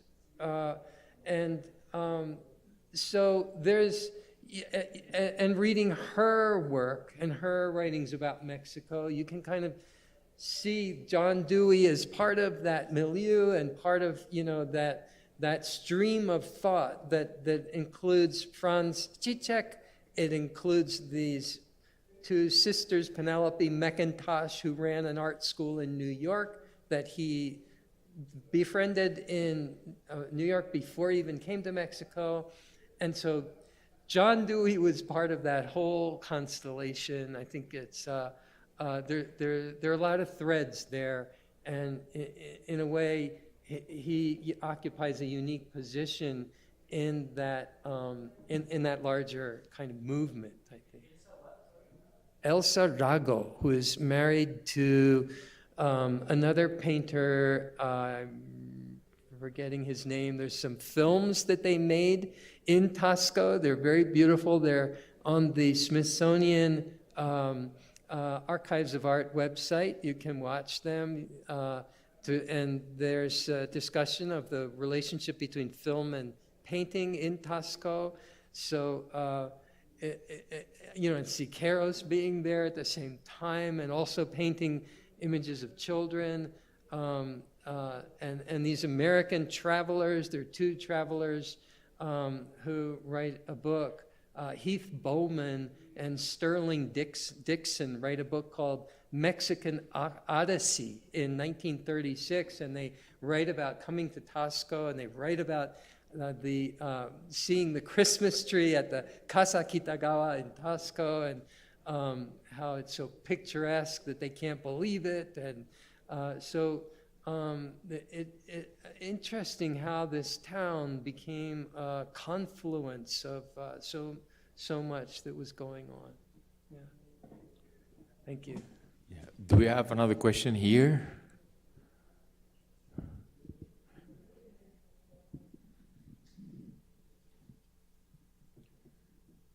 Okay, I would like to thank both of you for your presentations too. And this question is for Professor Bert Winter Tamaki. I hope to be very brief. How can be considered drawings, paintings from children in armed conflicts, for example? Can they be considered art? How can they be studied or analyzed more away from sentimentalistic or breathtaking impressions?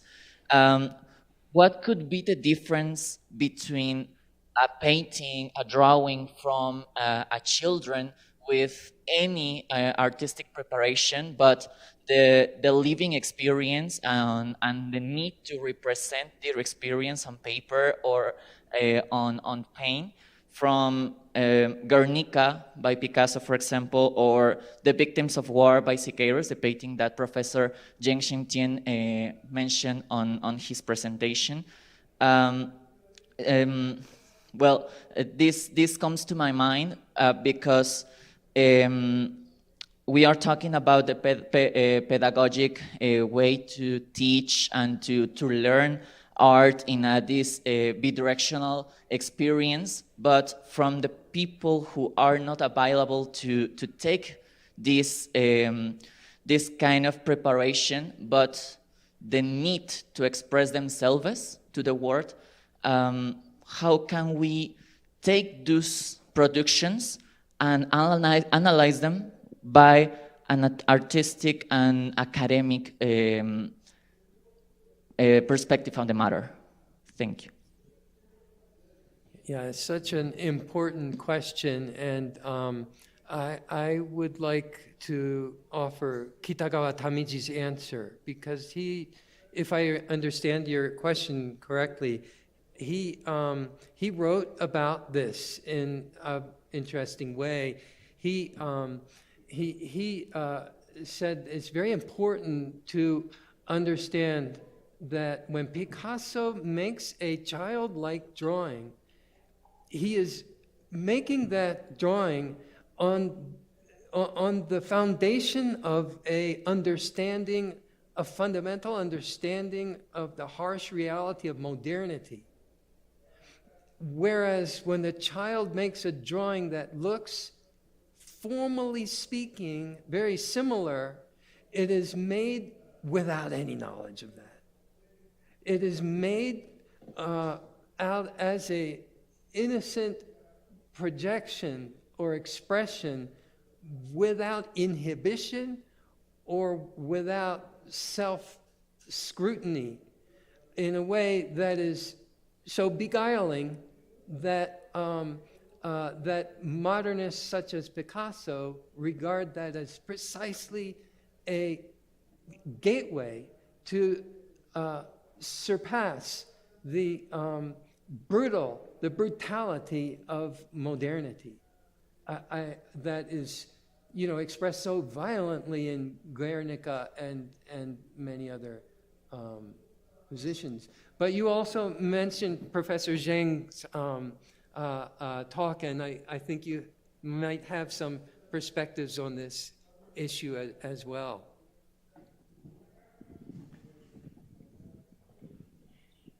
No, I talk about Yuan Yunshen's philosophy on the art education.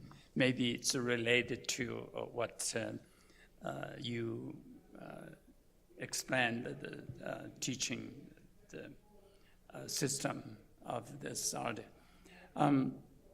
In China, when you go to an art academy, the first class is drawing.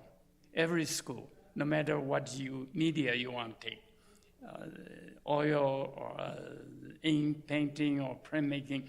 But the first year, fundamental study is the drawing. And what do you draw is a Western sculpture.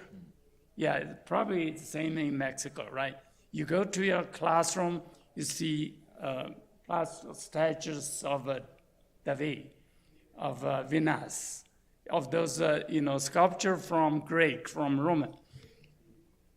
So for whole year, the student draw those images from those Western sculpture.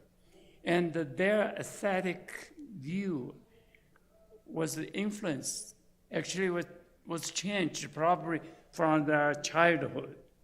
When they were kids, they probably were brought by their parents to Chinese temple, to some market, see Chinese folk art, to, Chinese sculpture in those Buddhist temple. But when they go to the academy, they are aesthetic view gradually changed by this drawing classes. So Yuan Yisheng felt that's not wrong, not right, for our future generation. We have to change it because of this transformation of aesthetic view was not on the interest of Chinese art.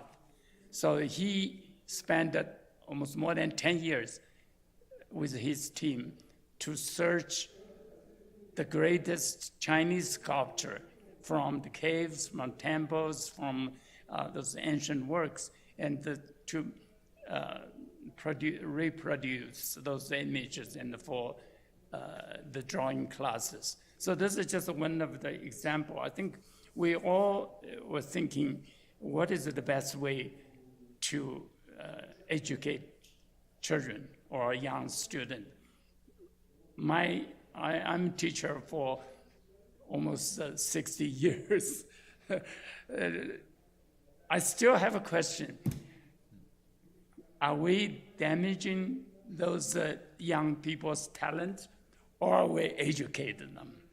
So many times when people ask me questions, what do you think of education?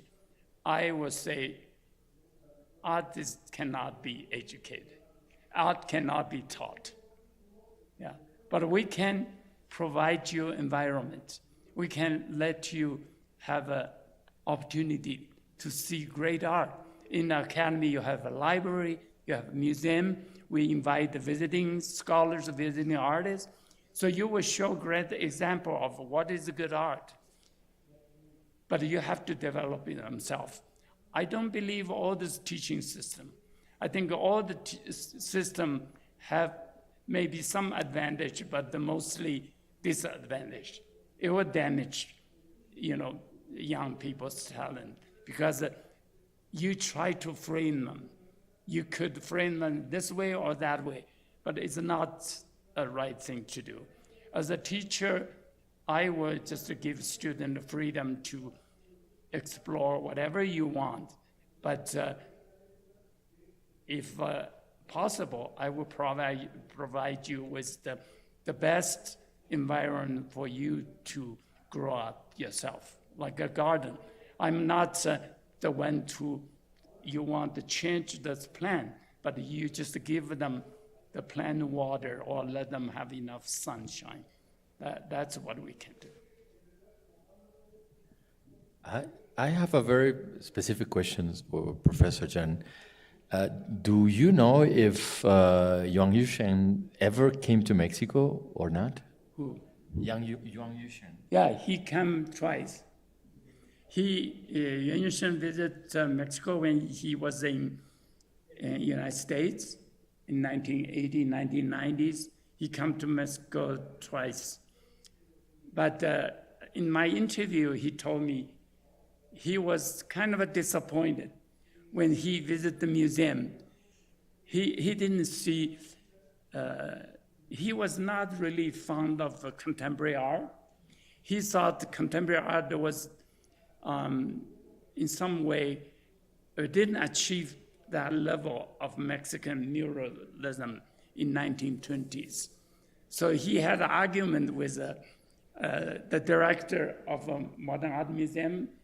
At that time, I believe it was a woman. So he had a kind of debate with her. He said, I think you should promote mural, 20th century Mexican muralism more to the young generation. So that was another topic we can talk about. But he did a visit. Every Chinese artists, when they come to America, the first thing they want to do is to visit Mexico. I did in 1982, when I was first arriving in the United States. I come to Los Angeles and I got a ticket, flew to Mexico City. I was very fortunate to have a chance to meet some great artists like Bustos, and his wife, Reina Lasso, which Marisol will introduce this afternoon, and Mosiak and Raul Anguiano, and many good artists. And now we keep contact for many decades. Is there any other question? Renato?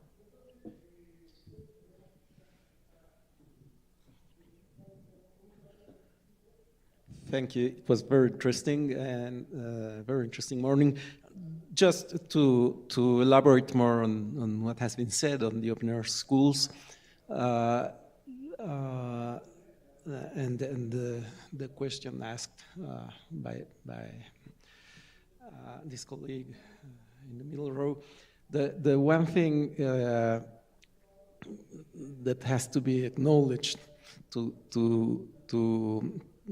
have a wide view of the process of the open air schools is that during the tenure of President Calles and the aftermath, when Calles, the former president, was Mexico's strongman, the open air schools were something of an official trend in Mexican art, officially supported. There are a number of reasons for this, and I'm not saying it to disqualify the experience. However, this legitimizing the practice by the participation in a project, in a very wide project, because there were several art schools, forces the muralists themselves, who had been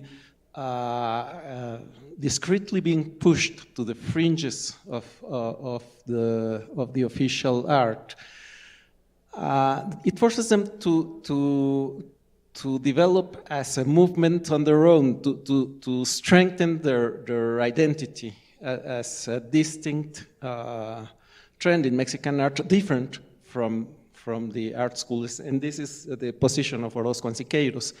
So to analyze the paintings of the children, which is perfectly possible, you just have to have an interest on whatever the children were thinking on. I mean, just as with adult artists, it's not that difficult. However, there is one thing that you need to take into account, which is the belonging to this major trend in Mexican culture that gets somehow instrumentalized by the official discourse while remaining a very distinct, I would say, authentic, legitimate trend in education.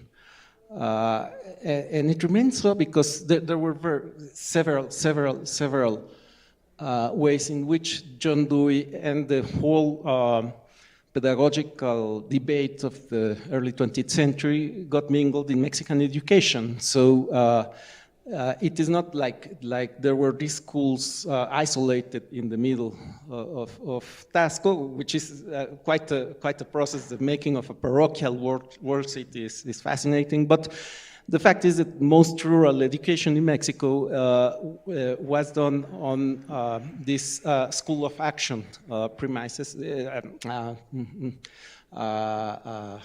ideas, so that it was interpreted that way.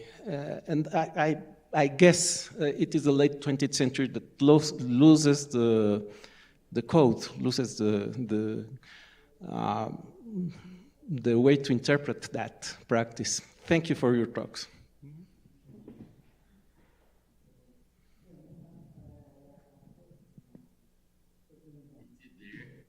Is there any other question on? I think there is one online.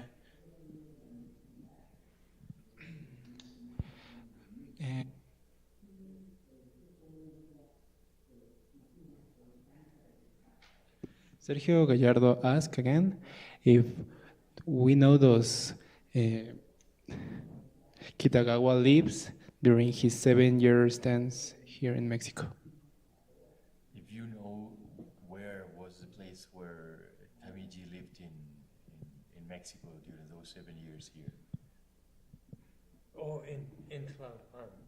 And Where in Tlalpan? yeah, if you know where does No, Lily do you know?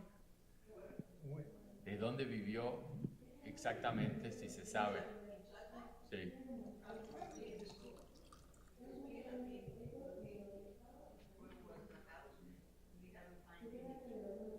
Okay.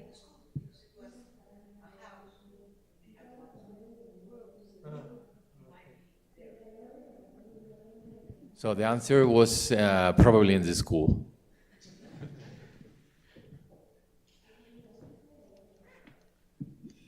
No more questions here? Okay, then we will have a break and we will see each other here and online at 2 p.m. At 2 p.m. No? I'm sorry, no, 2:30. Sorry. A las 2:30 nos vemos aquí en línea. The connection for the streaming from 2:30 p.m. is the same. So you just remain so aware of the hour and just click on the same link. Muchas gracias. Thank you very much.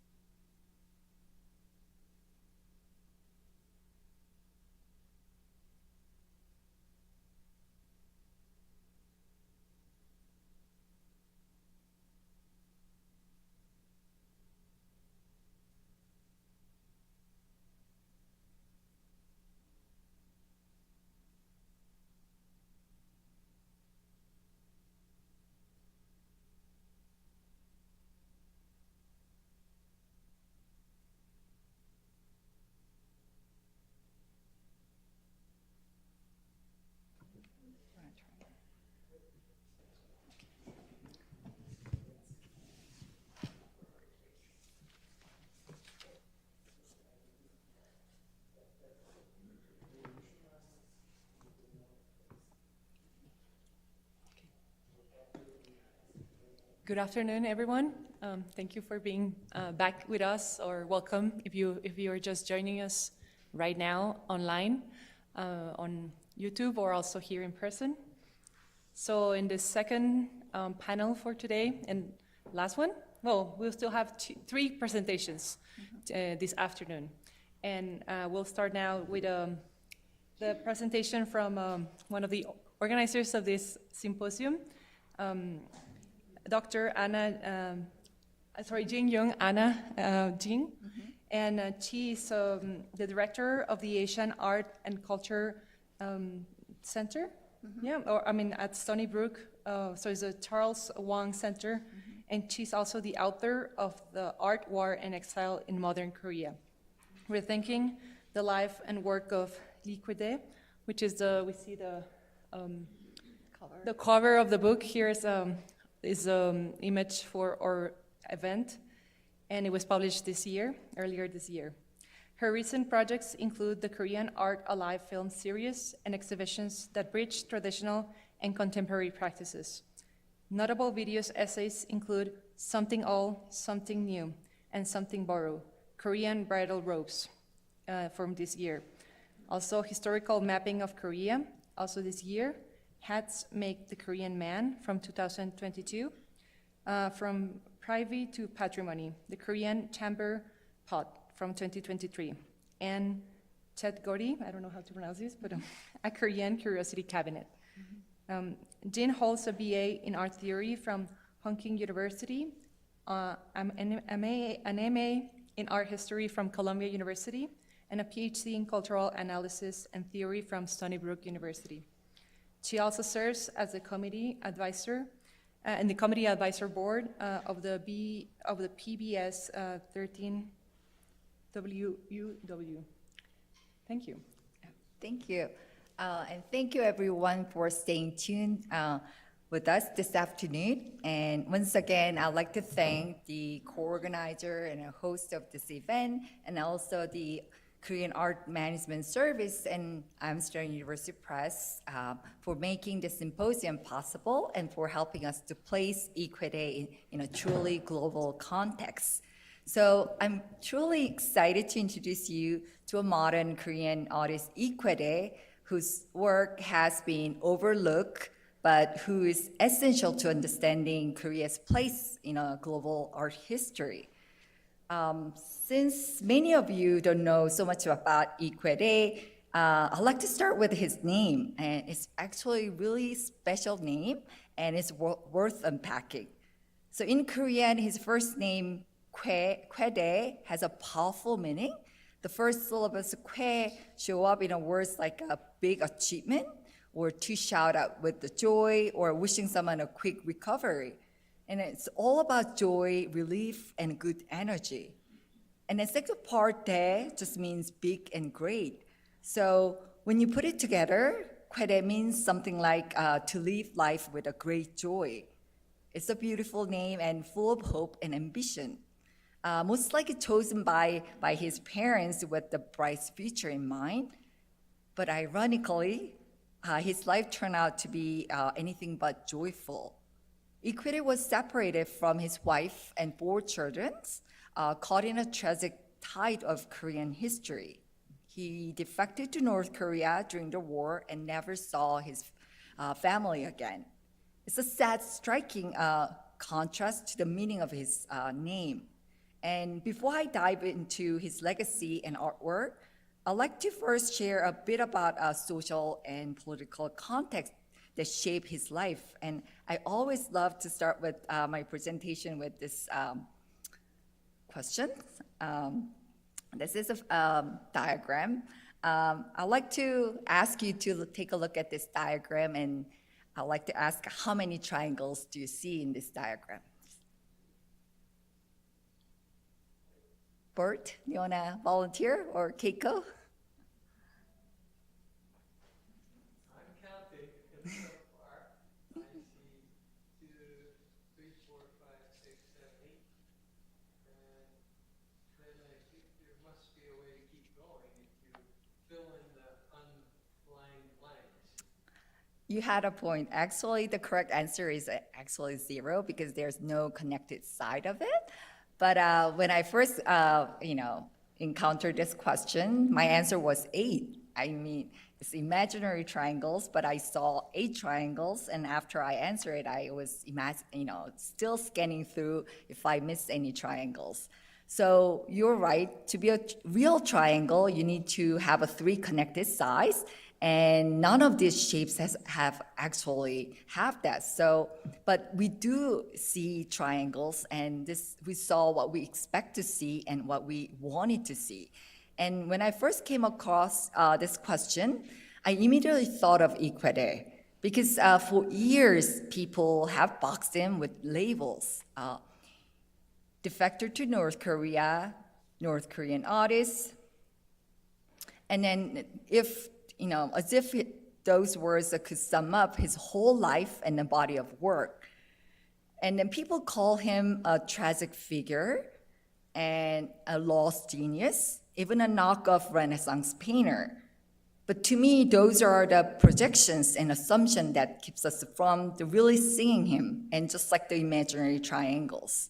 And even today, some South Korean art historians still call him the Korean Michelangelo.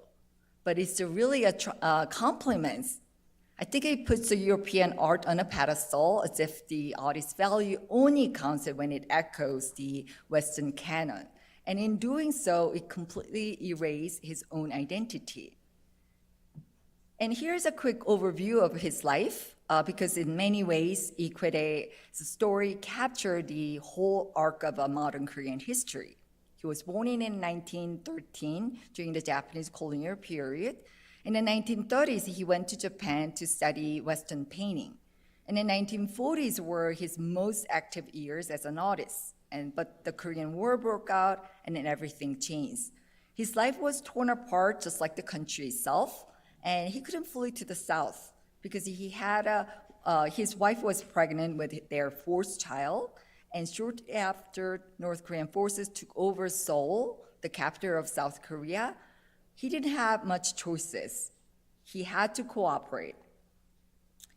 So like many artists caught in the chaos of war, he was under pressure to create a politically driven works, like the one you see here, including Portrait of Kim Il-sung, the founder of North Korea. And it was a tug of war.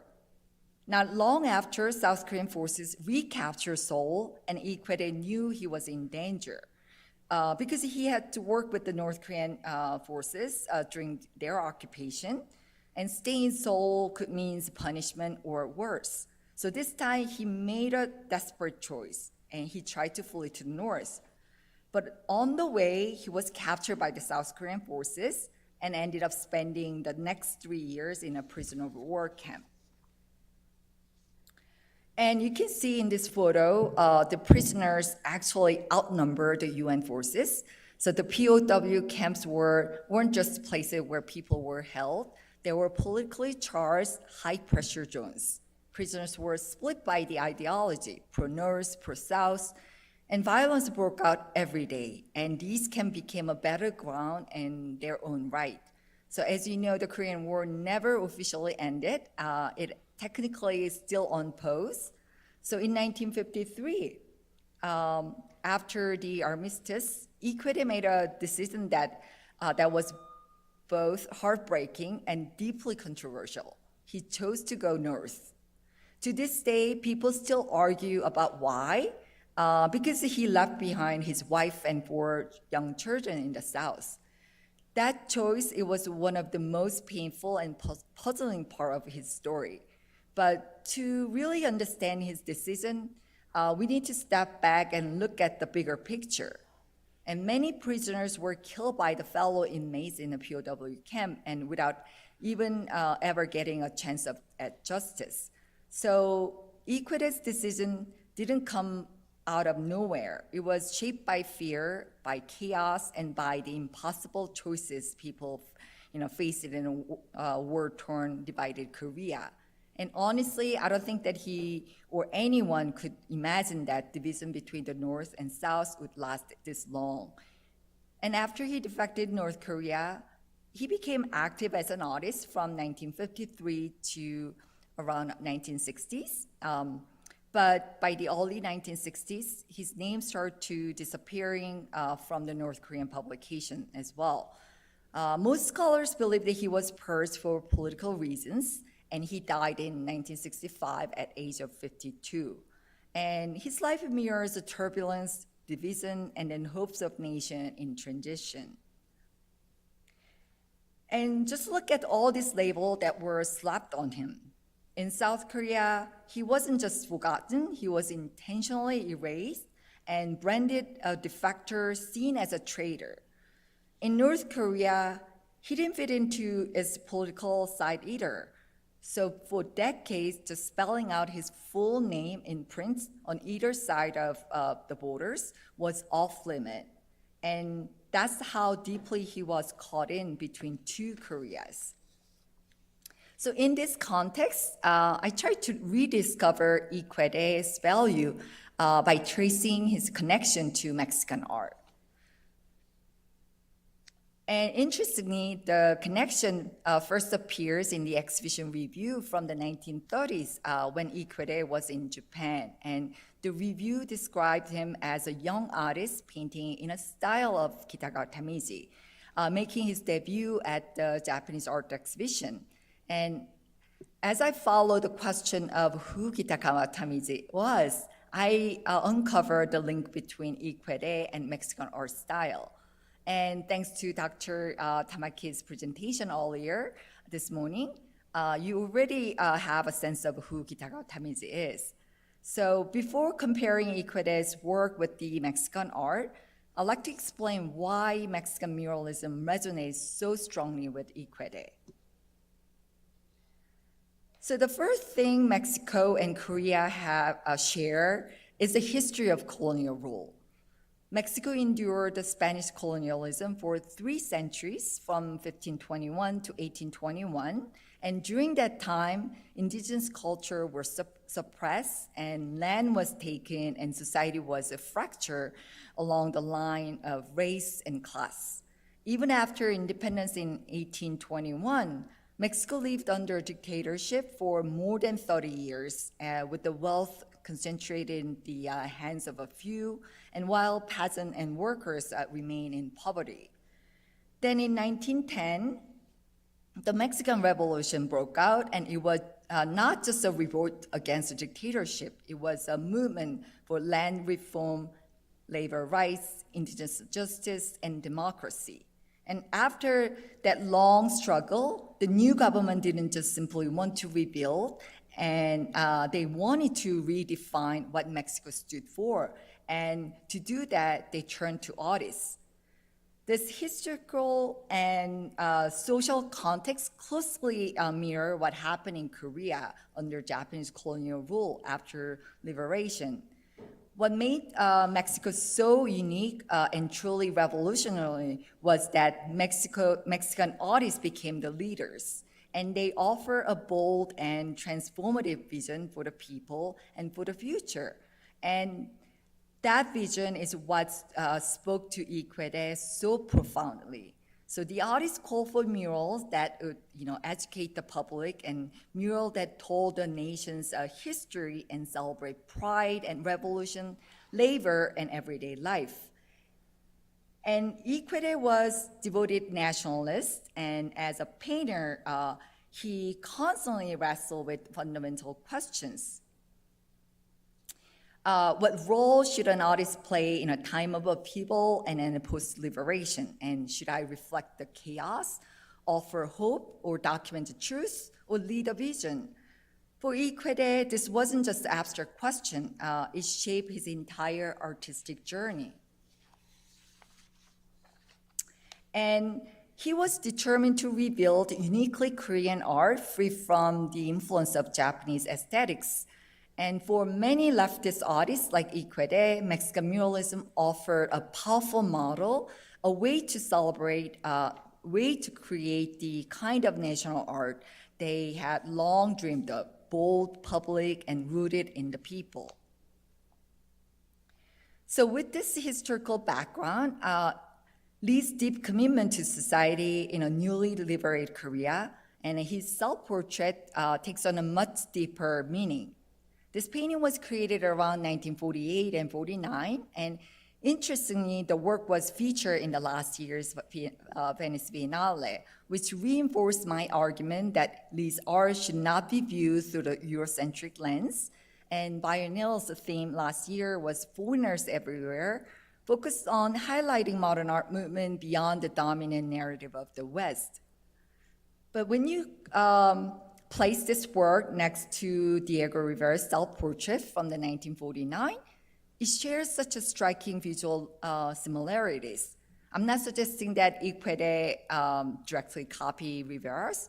Both paintings were created around the same time, and it's unlikely that Quede ever saw Rivera's work firsthand. Rather, what's striking is that both artists were drawing from the shared understanding of the artist's role in a society, one rooted in responsibilities, vision, and social engagement. So Rivera believed that art should serve the people, and the Muralist Manifesto declared that art must be public, political, and rooted in a real struggle of everyday life. And Quede shared a similar belief as well, that art must be, respond to its time, and he didn't think that art should be confined to gallery walls. For him, it had to speak directly to the people, to tell the story of history, struggle, and collective suffering. And he said that art cannot simply the still life of apple, flower, or scenery. Art must be an integral part of the struggle in reality. And there were scattered historical clues pointing to the influence of Mexican art on Quede. Individually, they might seem minor, but together they revealed a much deeper connection that had long gone unrecognized. In the 1949 interview, Quede actually mentioned Diego Rivera by name. He called Rivera the father of a Mexican mural movement and admired how he made art using whatever the material he could find. He once said that the man Rivera from Mexico, rather than complaining about the lack of materials, roamed the mountains and fields, mixing soil to create a unique color for his work. If we were to determine to build our own art, it's entirely possible, quote, unquote. When you look at both portraits, you see the same intense direct gaze and frontal pose, each figure is facing forward with their homeland unfolding in the background. In the Lee's painting, you see a woman walking along a path, balancing jar on their head. And Rivera's painting, a Mexican farmers appears as well. Different places, different histories, but message is the same. This is me, and this is what I stand for as an artist. And it's a visual manifesto, and it's a powerful declaration of identity, purpose, and belief as an artist. And the second point of connection, actually third point of the connection I found is a scale. The Mexican muralists worked on an architectural level.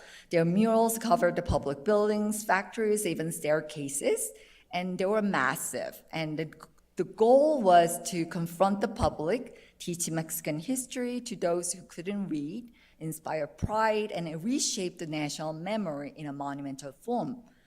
And in the 1930s, while Quede was studying art in Japan, he learned about the Mexican Revolution and the powerful mural movement. This was also happened to be the time when Mexican mural trios were invited to the United States to create large-scale public murals. It was during the Great Depression at the time of the deep financial crisis in the United States, and the goal was to use art to inspire, educate, and unite, to give a people a hope and a shared sense of purpose. Here you see a mural by Diego Rivera in Detroit and another one by Orzok at Dartmouth College.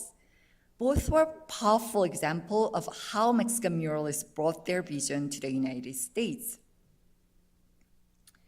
And the news of their mural project in the United States reached all the way to Korea, and often highlighting not just the content itself, but the impressive scale of the work. And it showed the Korean artists that art could be monumental, public, and a unifying force. And when Rivera was invited by the Museum of Modern Art in New York in 1931, he couldn't bring his mural, but this time he innovated a portable mural format composed of multiple panels, and these work could travel and reaching the broader audience. For Quede, the portable mural wasn't just a technical innovation. It was a powerful concept and art as something mobile, accessible, and deeply public. Although Quede haven't created a mural yet in South Korea, he certainly didn't lack a sense of scale. His most well-known work, People series, comprising 4 large paintings, demonstrated his ambition to depict the collective human experience on a grand scale. And compared to other Korean artists in the 1940s, Quede's works were unusually large. And then fourth point of the connection I identified is a narrative composition. This is Rivera's Portrait of America, a portable mural consisting of 21 panels created in 1933 for the Workers' School in New York City. But what's significant is that this mural was introduced to Korean art magazine called Plastic Arts, giving Korean artists a rare glimpse into Rivera's approach to composition, layered narrative structure infused with political and social meanings. If you look closely, they're packed with characters and politically charged scenes that reflect Rivera's socialist belief, his critique of capitalism, and his vision of Pan-Asian unity. And Rivera used multiple layers and narrative composition, one of the defining features of his style. And multiple stories unfold across the mural, all woven into a continuous, complex timeline. One common critic of his work is that it is so dense and it's almost overwhelmed the viewer, and it can be hard to follow the storyline. And Quede faced the same criticism. And back then, art critic Bang Moon-won remarked that the composition of his work, this one, People 4, felt disconnected and disjointed. But however, I speculate that if Quede admired Rivera as much as he seems to, he may have been experimenting with the Rivera's compositional technique, embedding a different kind of timeline and event in his painting. So when you see here, he arranged the 3 distinctive body postures diagonally from right to left, and subtle yet deliberate composition that suggests progression, a narrative unfolding through the movement. On the far right, you witness the pain and chaos, and there's even a man eating another man, and it evokes the harsh, reality of the life under Japanese colonial rule. And in the center, do you see the wounded woman? She struggled to stand, uncertain and unstable, perhaps the reflection of Korea immediately after liberation. And on the far left, there's a figure, all figures are rising up and stepping forward and filled with the energy and the possibility. And there's one small figure even holding a leafy branch, a quiet symbol of hope and renewal. It seems that Quede embedded in multiple narratives and timeline within a single frame, and suggesting a journey from suffering to hope. So this was named after his death by the art critic who discovered the entire collection, entire artwork he created in South Korea, and then he named after just People 1, 2, 3, 4 by the series. But if I have an opportunity to name his painting, I would say maybe Portrait of Korea or History of Korea. And the fifth point of connection is indigenous pride through the muscular bodies. Because Quede depicted the muscular Korean bodies, figures are considered too strong and unrealistic for Koreans at the time. So he faced a really heavy criticism. And his work was seen as referring European ideals of the beauty rather than reflecting the Korean reality. And in fact, these powerful bodies weren't meant to reflect reality, and it echoed the influence of Mexican muralism. They represent the collective strengths and resilience and dignity of the people. And if you take a look at the image on the right, you can see the striking resemblance to the figures in Quede's artwork. This is a mural by the section of the mural by Jose Clement Orzurk, located in a reading room of the Baker's Library at the Dartmouth College in New Hampshire. Both artists refused to depict their people as a passive victim. Instead, they wanted to paint them with the strengths. The indigenous pride was represented not only through the muscular bodies, but also by portraying indigenous people as active participants in their own history. So Rivera placed everyday people, especially farmers and indigenous community, at the center of his work, portraying them as a heart of a Mexican identity and the true foundation of the nation. And Quede does the same. This is Quede's Spring Maiden. Her counterpart can be seen in Rivera's Flower Girl.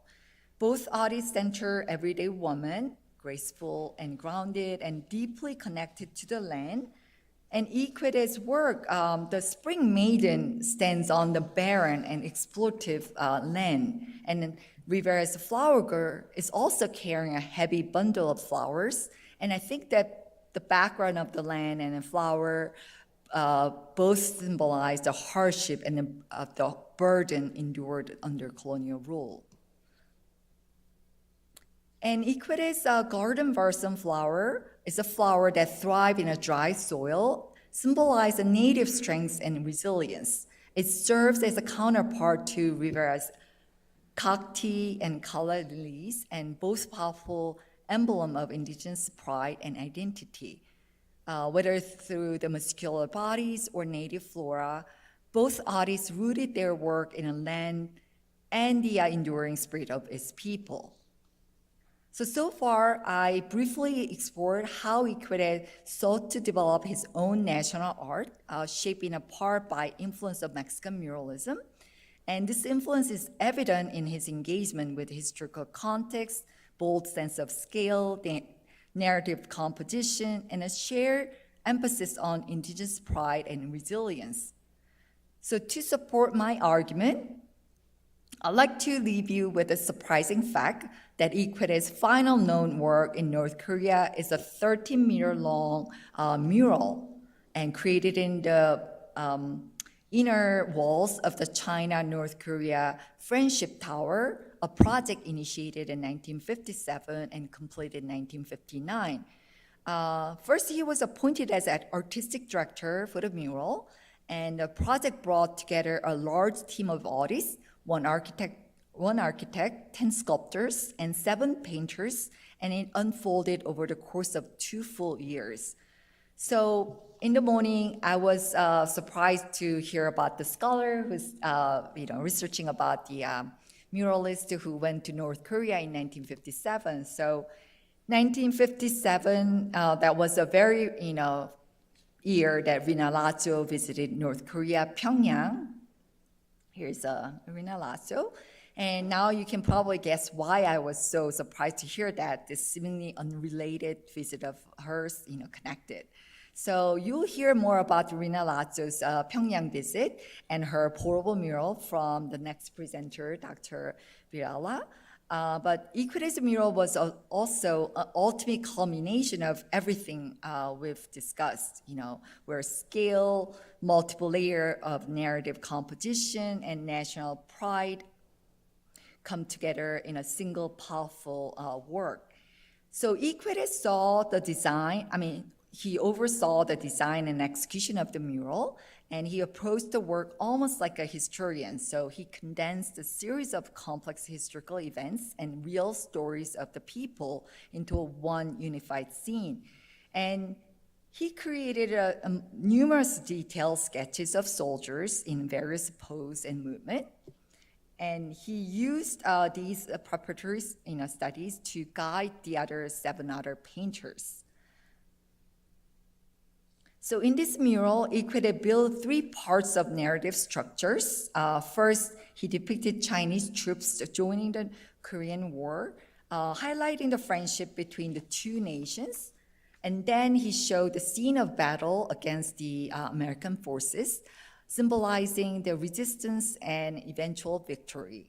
And finally, he portrayed Chinese soldiers and North Korean citizens working together in a post-war reconstruction, a vision of hope and a better future.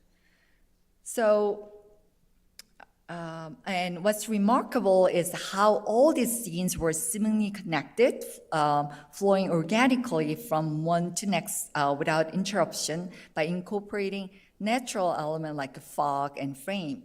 And this is exactly where I see the parallel with the Mexican muralists, unified and narrative structures.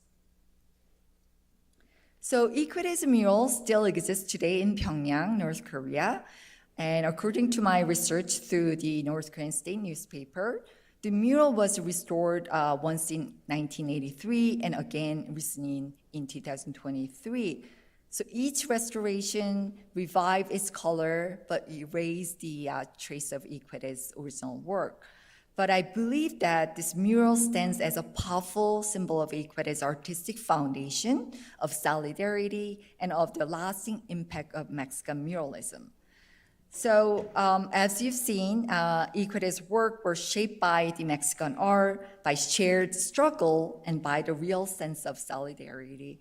And I believe that his legacy is deserved to be remembered in that broader and transnational context. And I hope that my book will add another meaningful layer to this ongoing conversation. And thank you.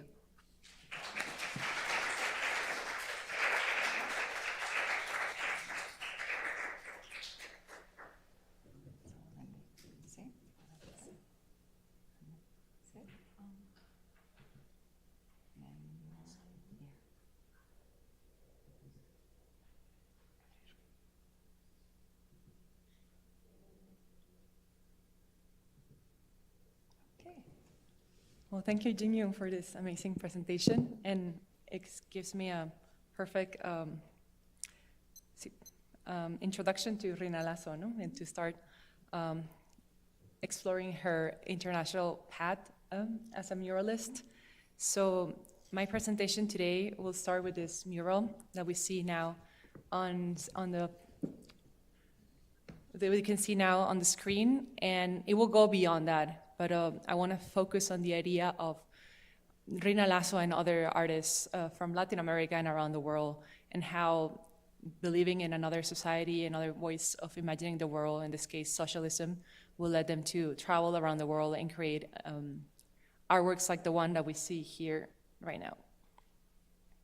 So this mural, very similar to the artworks that we just saw from Quede, is portraying a vision of Korea as well as Guatemala at the same time. This mural, portable mural as well, was finished in 1959 and titled Venceremos, We Will Win, imagines how the victory of the Koreans against the imperialist attack of a figure in the center that we see here. It's a soldier arriving in the middle, attacking both sides of the world. On one side, we have the Koreans that won, and we can see very well the sign of victory of one of the soldiers doing the V shape with his arms. While on the other side, we see the people in Guatemala in around the 1950s to around 1953 that are scared and they don't know what to do as a reaction to this attack that they're seeing from imperialism coming from the United States.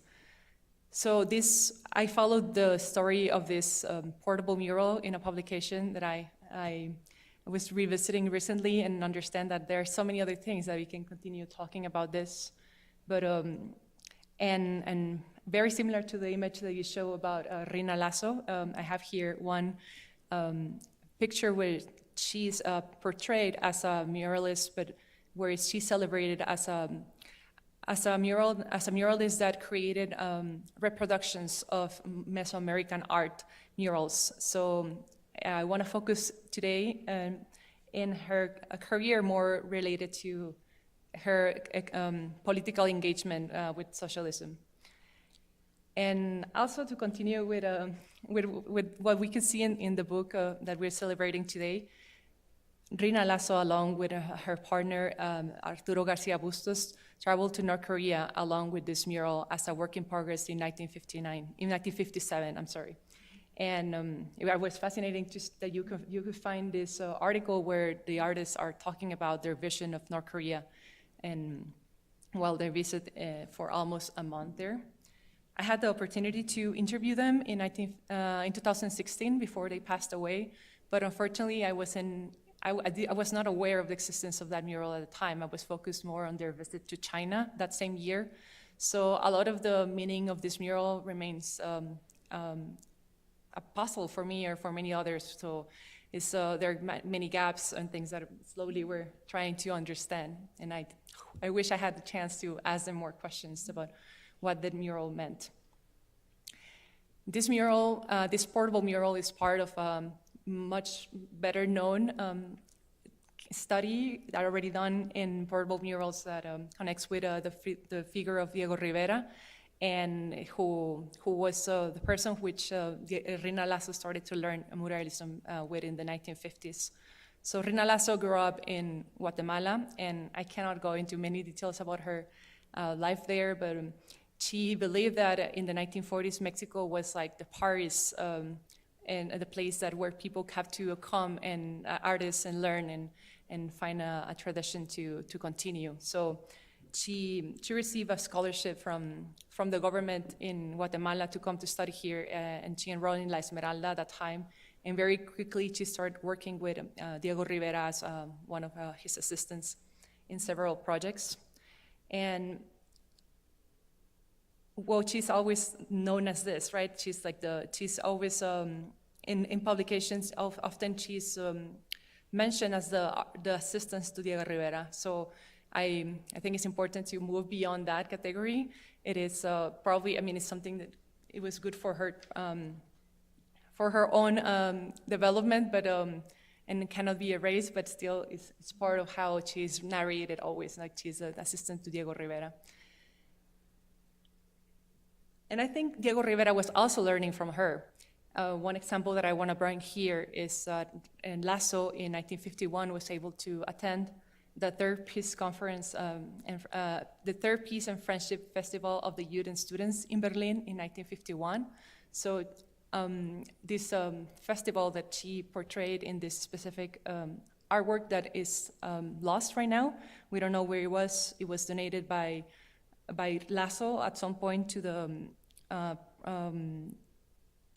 Czechoslovakian Youth Union, and I want to thank Radoslav Istov from the Prague National Gallery to give me this information. So in this trip to Berlin, when it was also the couple was traveling together, they were married already, and they saw this movement of people around the world believing in another possibility. And she portrayed this. I found interesting how similar or is the work that she did, showing all the delegates from around the world with an actual photograph from the event. We can find the symbols of the dove crowning the whole event, but also smaller doves around, and it's very similar as well. You see in the actual photograph from the archives in Berlin. And I actually think it is also very similar to some of the elements that Diego Rivera included in a much better known portable mural, The Nightmare of War, The Dream of Peace, a realistic fantasy that he finished in 1952. So it's a year after Reina Lasso did this smaller work. So again, we see the peace dove in the hands of the leaders of the socialist world, and we also have the same portraits in the other composition. We have even the very similar positions of some of the characters. And in this, well, we can continue talking about these murals that are, I mean, many elements that we can look into them. But first, I want to focus here in this, zoom in into an image of the world that is depicted here, where we can see an easier connection between, with Asia and the Americas, and a woman pointing towards the peninsula, the Korean peninsula, and saying to people, well, this is the war that is happening right now there. And also on her other hand, this character has a magazine, Paz, or Peace in Spanish. So it's a magazine that was published also through this specific movement called the World Peace Council, that it was the main network that allowed Reina Lasso and many other artists to travel around the world. And I have here an image of a conference that happened the same year that this mural was created, the Peace Conference of the Asian and Pacific regions that Professor Jiang Shentian mentioned earlier today, where it's again crowned this image of the dove. You know?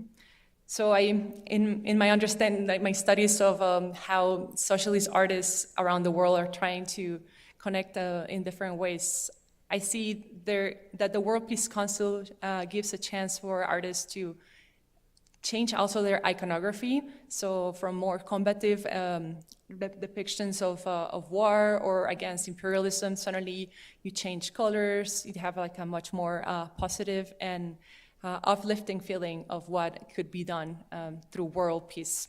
And this is a movement that starts to shape in the 50s. So in a very traditional way, we think about revolution in red, right? And then suddenly it's like going into blue and like other ideas of how we can think about the change. And it's not a straightforward change, but in the depiction of these artists, but it is slowly taking them into another direction. And I mean, many of these documents are here also published. I mean, not published, some in Mexico too, but also abroad in Vienna, for example. I have a lot of these documents come from the archives of Leopoldo Méndez, that was able to travel also to the Eastern Bloc and get a direct contact with this movement and then spread it all over the Americas as well. And I also find interesting that events like this were happening also in Mexico. And for me, even, I mean, I have an image here of the opening ceremony of the Lagunera Region's Rural Youth Festival, where Rosaura Revueltas, Diego Rivera, Reina Lasso, and other representatives are in a panel. I'm sorry, the quality is not that great, but the fact that something is not happening in Mexico City, but like in the northern part of Mexico, seems to be like almost as incredible as going to North Korea, you know? So these panels that were celebrating socialism and youth were also happening in Mexico in different parts, not only in the capital. So all this is in the context of the 1950s, and as I mentioned, and Reina Lasso sometimes is quoted as a Mexican muralist, but she was born in Guatemala, so she always mentions herself or identifies herself as Mexican Guatemalan, and I want to call her like Latin American muralist. I guess it's a much more broader category. She and Bustos were in Guatemala in the 1954. When they were experiencing a new, they call it like the spring of democracy in Guatemala, and at the same time when there were happening the changes in the government and in the idea of the land and distribution of land. So here we have an image of a mural that Lasso created during that time in a very bourgeoisie institution. So to call this composition the fertile land, tierra fértil. So she's using a lot of metaphors here to talk about the distribution of land in ways that her patron, or the people who were paying for this mural were able to accept as something that they could eat next to it in their cloth, in their personal cloth. But there's certain symbols here, as like the pizov that is in the hands of indigenous girl, as well as a machete, that are portraying towards this idea of how can we do revolution and also think about the peace in a larger international context. It was during this time that the coup d'etat that happened in 1954 changed really and shattered this revolutionary movement in Guatemala. And Lasso was able to leave this along with also her partner Arturo Garcia Bustos. Once they were able to come back to Mexico, they were giving information about all the events that were happening there.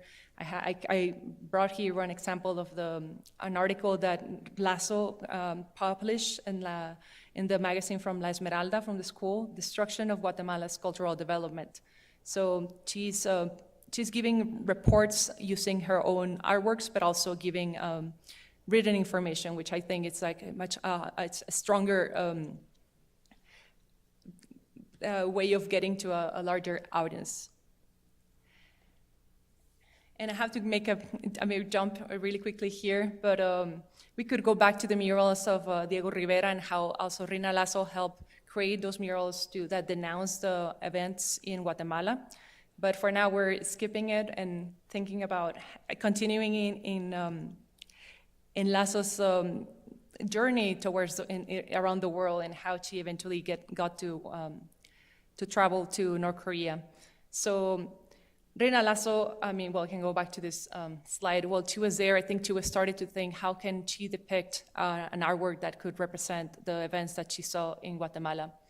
And although in her own declarations, she said that she'll start painting Venceremos, the mural, in 1959, actually, she started painting it earlier. And she took that large-scale painting or portable mural with her as a work in progress to a conference, another of these events, the 6th World Festival of Youth and Students in Moscow this time. So this was at least the second, I think now it's like even the third time that she had attended one of these international events. And I was fascinating to find these images in your book that I haven't seen before. And so there, Reina Lasso and Bustos, they had the opportunity to enter in contact with the North Korean delegation, and they showed this work as a work in progress. So I think that was like a passport for them that allowed them to travel beyond, because the North Korean delegation invited to travel to North Korea to really actually paint the landscape in North Korea and see with their own eyes what was the situation after the war. Unfortunately, there are no images of the work in North Korea. I wish we had we had found some of these documents, but we do have some images of the couple when they're there, maybe staging a little bit of these photographs. But they spent about 3 weeks in North Korea and seeing they traveled from Moscow to Pyongyang by the Trans-Siberian train. They had the option to take the newly acquired jet. They could take him in a couple of hours, a few hours, but instead of that, they decided to travel and see all the Siberian landscape, and they turned their their cabin into a studio, and they could paint the landscape from there. Right? And I can imagine that was an amazing experience as a painter. And they were always very welcomed by the people that were getting into the train, and they wish they could have stopped in different parts of Russia and continue seeing there, but they had to go to North Korea. And they had an amazing reception there, and they had people that were taking them around, and a very similar experience that many artists from Latin America traveling to Asia had later in the 1950s. So it's it's not that they could just go wherever they wanted. Of course, it was a very tailored visit to what they could see, or they allowed them to see. while they were in North Korea, they decided that they should also go to China because it was so nearby.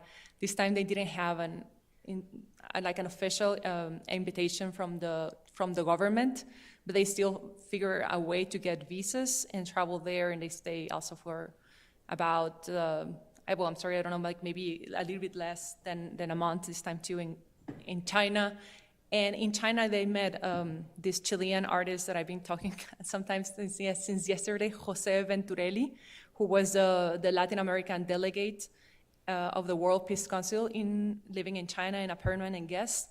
So he helped them to design like an itinerary in China, and he told them that you have to go and see Buddhist art.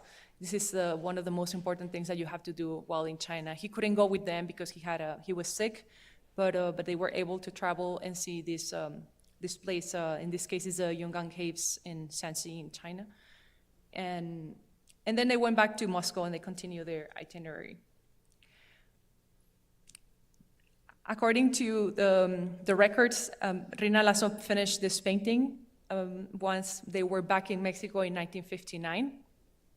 And this is the image that we have, that we had available for many years until before 2010. So this is the image that existed in reproductions that I could find. Right after it was finished, I think maybe a couple of years after, it was bought by a Mexican politician, Mario Colin, from the state of Mexico. And after that, the painting disappeared. It was not able, there was no trace of where it was, and they were not even looking for it for almost a half a century. But the painting continued to be reproduced. Strangely, only certain parts of the painting. It was not always one part. So this is the question that I have, like why will they choose one part but not the other one? In this specific magazine from 1964, they only show the part of North Korea, and they don't even mention that it's North Korea. They just say, Reina Lasso did an amazing job in portraying the struggle of a people. They don't even say where this is happening. And also they even are comparing her to Remedios Varo here, and they're putting a lot of emphasis on their imagination. Like these two artists had an amazing imagination, and they're like using it. So I wonder, like they don't really want to emphasize at all that she traveled to North Korea, that she was able to see this. It's still a question for me. What were they meaning? What were they meaning at that point? Also, in a book that is focused only on her work, published in 1998, we just see the part of Guatemala. You know? In this case, they decided to show this other part of the Guatemalans in the jungle without much also context, or they just give the name of the painting, but don't even say that it's a section of the painting. So again, I think like the meaning of the painting is totally diluted once you just see part of it. I never seen only the middle, like I never seen only reproduction of the soldier, the American soldier attacking this, but that part is often erased. I know, yeah, well here it is visible too, but not on itself. And it continued to be reproduced. I also even found it in Romania, and I didn't even know this when I wrote the article. So Lassos and Bustos traveled to Romania in 1982, and here again they have they do have the full image of the painting, and they also mentioned then that they had traveled in 1953 to another event that I have no idea before. So it looks like they were going to all the festivals they could, like every year, as like almost a pilgrimage to meet with other artists. So they understand very well the logic of these events, which at this point today haven't really been studied much. There were exhibitions happening, like panels of artists discussing ideas and many other things. I mean, it was a multidisciplinary event, so it's not only artists, visual artists going. Another event like this happening in Cuba in 1960 here. So it includes this report from a journal from Havana, where it has different interviews with different artists, but one of them is Reina Lasso that talks about her experience, and I think it summarized very well her journey in these festivals. So, and I quote, it says, I had the opportunity to visit a great number of countries where the people have struggled for their freedom, and they have conquered it. I was in China, in Korea, in the Soviet Union, in Czechoslovakia, Germany, and I had the opportunity to participate in youth festivals and international events. I can affirm that although in those places there are many reasons to feel admiration, here in Cuba, perhaps for being this part of ourselves, it is our dream, and it's our dreams and of our struggles, one feels prouder, more enthusiastic and happier. So in a way, she shows that finally these motions or these movements are getting all the way to the Americas, to Latin America. So it's a big win. Probably they thought venceremos, no? Like finally they won in this struggle for finding something that Cuba represented in the 1960s, right? So maybe what Cuba represents right now and what North Korea represents right now is a completely different project. But we were discussing before that it was just the beginning of a socialist project, and people were full of hopes and thinking what could be possible. How can we support a new society with art? And I also want to highlight that Reina Lasso is only one of many Latin American artists that travel to Asia. In this case, I put China, but these are the women that I have found so far from different countries. Mireya Lafuente from Chile, Clara Porcet, Cuban, Mexican, Reina Lasso, Guatemalan Mexican, Maria Luisa Martin, I think she was born in Spain, but was based here in Mexico. Andrea Gomez, also from the north part of Mexico, and Celia Calderon. And I also include the year that I found, I'm not sure exactly for Maria Luisa Marin, Elena Huerta as well too, in 1957. So these are the ones at least that I know for sure. There are visual artists that travel there. There are many other artists, dancers or musicians, or also very important intellectuals that were traveling, female figures specifically. I think it's very important, specifically because I am fascinated, or I'm struck by this quote by Elaine O'Brien from 2013, in which she said, and I read, "No matter how closely we peer into the sea of time, where our dead sisters' thoughts, feelings, and artistic genius vanished, we can see little. Today, the recent field of global feminist art has concentrated on contemporary artists and not their modern precursors. No amount of art historical research, however, can retrieve a never-created masterpiece." So the idea that a woman, I mean, these women don't exist, or there's no way to create these stories because they never existed, right? So I think the main question is we haven't seen in the correct sources. So what are the sources that can show us this travels of women around the world that haven't been explored and have been neglected? And for me, one big question that I have is this idea of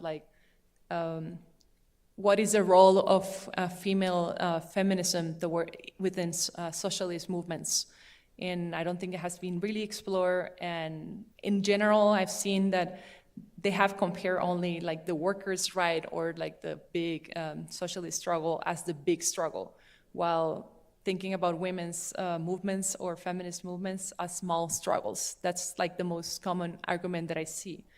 But I wonder if there are other ways of thinking of feminism within the socialist movements that, in this case, they allowed all these women to travel beyond Americas and beyond Europe, and also being exposed to such a rich variety of cultures and experiences.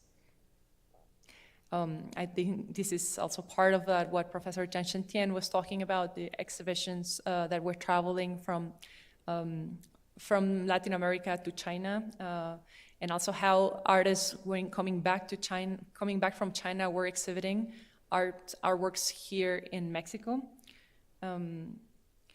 But I also, just not to continue too long, I want to focus on just to see how these women were traveling so much In the case of Celia Calderón and Elena Huerta, they traveled together between December 1956 and 1957. I tried to map here all their movements that took them to Beijing, also in Kunming, in China, but also they went all the way through Moscow and different parts of Europe in order to get there. And in Elena Huerta's memoirs, I think it was important I found this quote. It says that she said, "Taking a trip of this nature had consequences at work. Only people convinced of socialist ideas dare to do it." So the opportunities were there, that's how she said, but it was really hard to actually make the decision of traveling, and maybe you will lose your job, maybe you'll be ostracized from some part of society, right? But these women were extremely brave to do these trips. And I mean, I also find fascinating the case of Elena Huerta, that even before that, in the 1940s, she traveled along with her 2 daughters, and she was trying to get to the Soviet Union. It was like her pilgrimage there.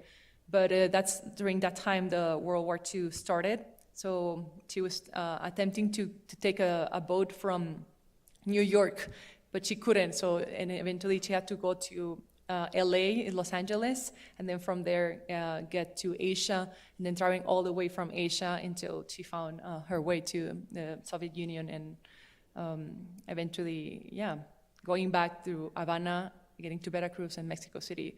It took her about 2 years, I think. And the daughters were going to school in the countries that we're staying and learning new languages. It was hard for them to learn Spanish back then. I mean, when they were back, to start like reading them.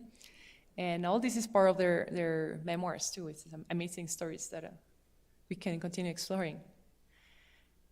So going back to Reina Lasso and the final rediscovery of her painting.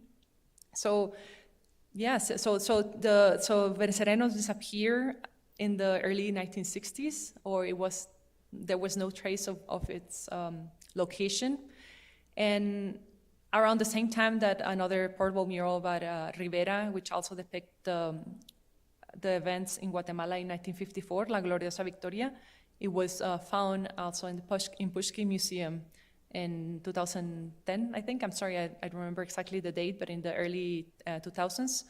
Around the same time, the portable mural Venceremos was also found in Toluca, so in the same place where it was being stored for 50 years. And I bring this photograph here of one of the times where Reina Lasso, when the mural was exhibited in Toluca, with Reina Lasso there, present in the opening. And I think this is important because I noticed when I went to see the painting that the flag with the North Korean flag, with the North Korean star, was missing, and she was also there. So thinking about what happened, talking with the artist's daughter, we imagine that it was her, the one that decided to erase this symbol, right? So thinking of what it meant to support North Korea in the 21st century compared to what it was 50 years ago, it's a completely different message that probably she didn't want to do, or probably was a condition that they had for exhibiting it. We don't know the final answer. And I also, someone that grew up in Mexico and seeing this textbook, which has painting by Reina Lasso, no? Maths from 3rd grade in elementary school. You know? So I didn't even know this was a painting by her. But imagining that she had such a huge audience of people, of children seeing her work, you know. But what a different work, right?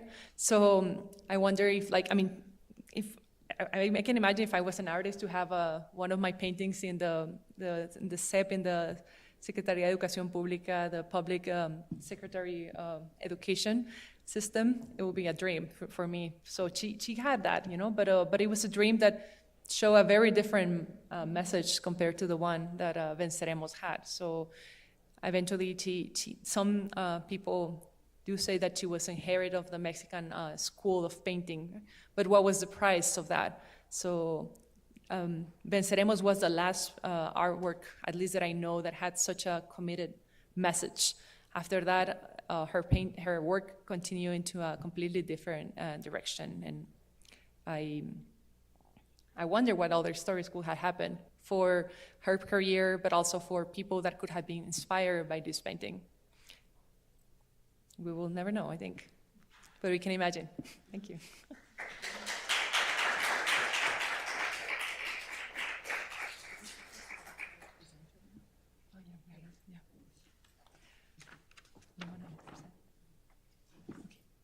Well, and we continue with our, sorry, yeah. There is one question from YouTube. Okay, yeah. Curtis Soap said, "This is also great. Congratulations to you both. I have a question about the status of Rivera in Korea in the late 1940s, early 50s. Was his former connection to Trotsky still a problem?" Can you repeat that? Rivera's presence in 1940s and what? About the status of Rivera in Korea in the late 1940s, early 50s. Was his former connection to Trotsky still a problem? Was there a problem? Rivera was very connected to Trotsky, so was that a problem for his ideology? I see. Oh, I think that Rivera's presence more active in the 1930s and 40s, but the late 1940s, Korea was in a chaos. South Korea was established in 1948, and so does North Korea. North Korean government was established in 1948 as well. So anything leftist voices, communist voices were extremely censored. Rivera, all the Mexican muralists was viewed as a radical communist. So his connection with all the other, leftist movement, communist movement was obviously visible. News about the Rivera's show, traveling show, and then, the portable murals and the mural project in the United States were all, introduced to Korean audience, but it was slowly disappeared, yeah. Mm.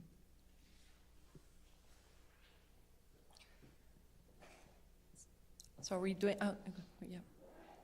Thank you for both of your Thank you for both of your presentations. They're really stimulating. I have a question about qoede, and of course the relationship between qoede and the Japanese art world was, an obvious political tension built into that, and maybe reflected in the need that he felt to form a Korean artist group in Tokyo. And I'm curious about that, and I'm curious about what potential there was for a kind of fellowship among qoede and Japanese artists, perhaps like Kitagawa, who we can surmise had political sympathies with one another, and were equally critical of Japanese imperialism and fascism.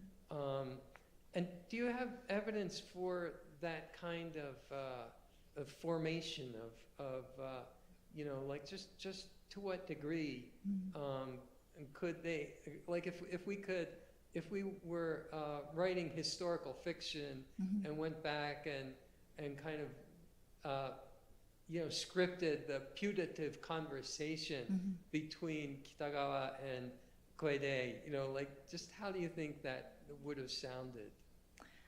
So my understanding is that Kitagawa's return to Japan coincide with the Ikuede's artistic career. So it was about the time that Ikuede graduated his college education, and it was coincide with his return to Japan. So both of them were featuring their artwork through that Ikwajan, Nikaten exhibition. So I think Kitagawa was much senior, so he was a member of that association. So he continuously present his artwork through there. But Quede was much junior, who's debuting his artwork. So one of the the artwork was awarded by that exhibition was mentioned, commented that, oh, it is a Kitagawa, style. But, I was able to find his artwork was commented as a Kitagawa style in black and white. So I don't think I can trace exactly the, Kitagawa's style is in color or subject matter, but I'm more related to the subject matter of, the people, of the common people who's grounded in the floor or working in action, kind of it. But Quede himself formed his, group of association with the artists who wanted to establish the Korean national art with the subject of Korean figure, emphasizing Korean costume, Korean history, or depicting the, more indigenous flora or indigenous animals. But I think it was related to Kitagawa, and then there was no written record of it, but Quede himself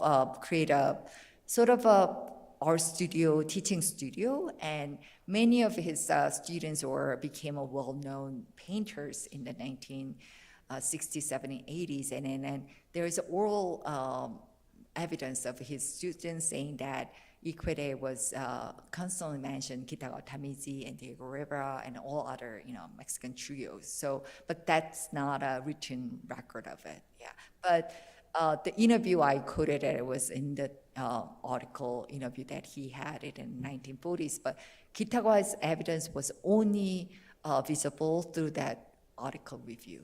Yeah. But I don't know much about the Kitagawa Tamiji, but that was a question I had actually to you.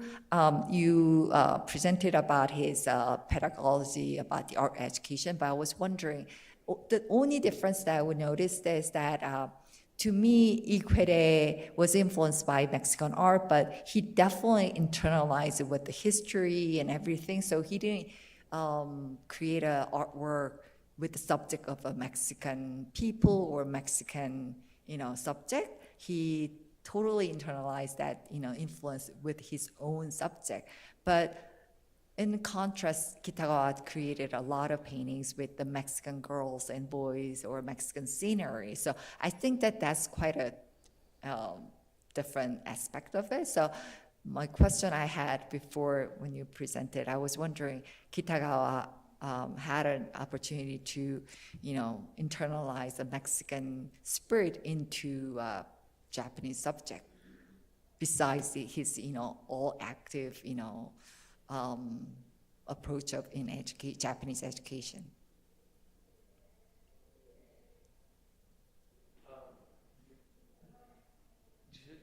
Or should we go to the next question? Maybe we can have another conversation, but I don't want to imagine their relationship, but I wanted to trace more Japanese article or reviews of their direct connections, but that was the only article I was able to find. Yeah. Yeah. Well, I'll just say they overlapped in Tokyo from 1936 to 1941. Correct? That's when he went back. So when Kitagawa Tamiji returned to Japan? Kitagawa came in 1936, and am I right that Quede left Tokyo around 1939, and he was back and forth until 1941. So he created an art association hosting the exhibition both in Kyoto and Seoul. So their association was having an annual exhibition both in Seoul and in Tokyo. Yeah. I mean, it's entirely possible that since they were both at Nikakai at the same time for those few years, they probably did meet and they could have had a conversation. And, you can imagine it being a fraught time. That's the war, that, But there is a hierarchy in age and also the, Japan and Korea relationship. One is a colonizer, the other is a colonizee. So I think there definitely was a hierarchy. But in Quede's archive, there was a postcard of Kitagawa Tamiji's, exhibition at Nikkakai as well. So either he went to his show, collected postcard announcement, the reflect of his exhibition, or he may had a personal encounter, and who knows. Okay, well, we should continue later. Right, yeah. Thank you. There is another question from YouTube. Melina Ramirez asks, in the presentation of the book, Anna Jean mentioned that Lee Coates' mural in North Korea were restored and the possibility the author's style has been changed. Do you have any information on how these restorations were carried out and by whom? So the last photo of his mural that I share is the photo taken by the British photographers. North Korea is still a very limited country. We're not allowed to travel. And I reached out to all the ambassador who was stationed in North Korea, but some of them didn't even know that the Friendship Tower, there was inner chamber space. I guess even for the very higher officials, it's kind of limited area to walking into that inside of the tower. But then I was able to find 2 photos, images of the current mural. The photo I shared was back in 2019.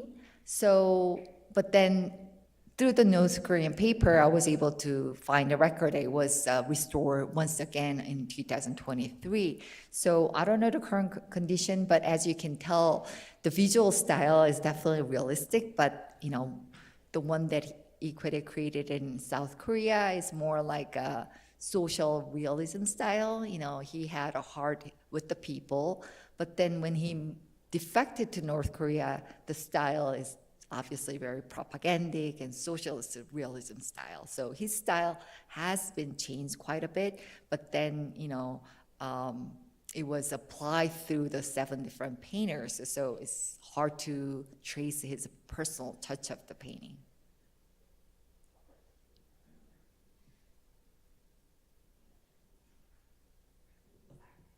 Okay, so sorry?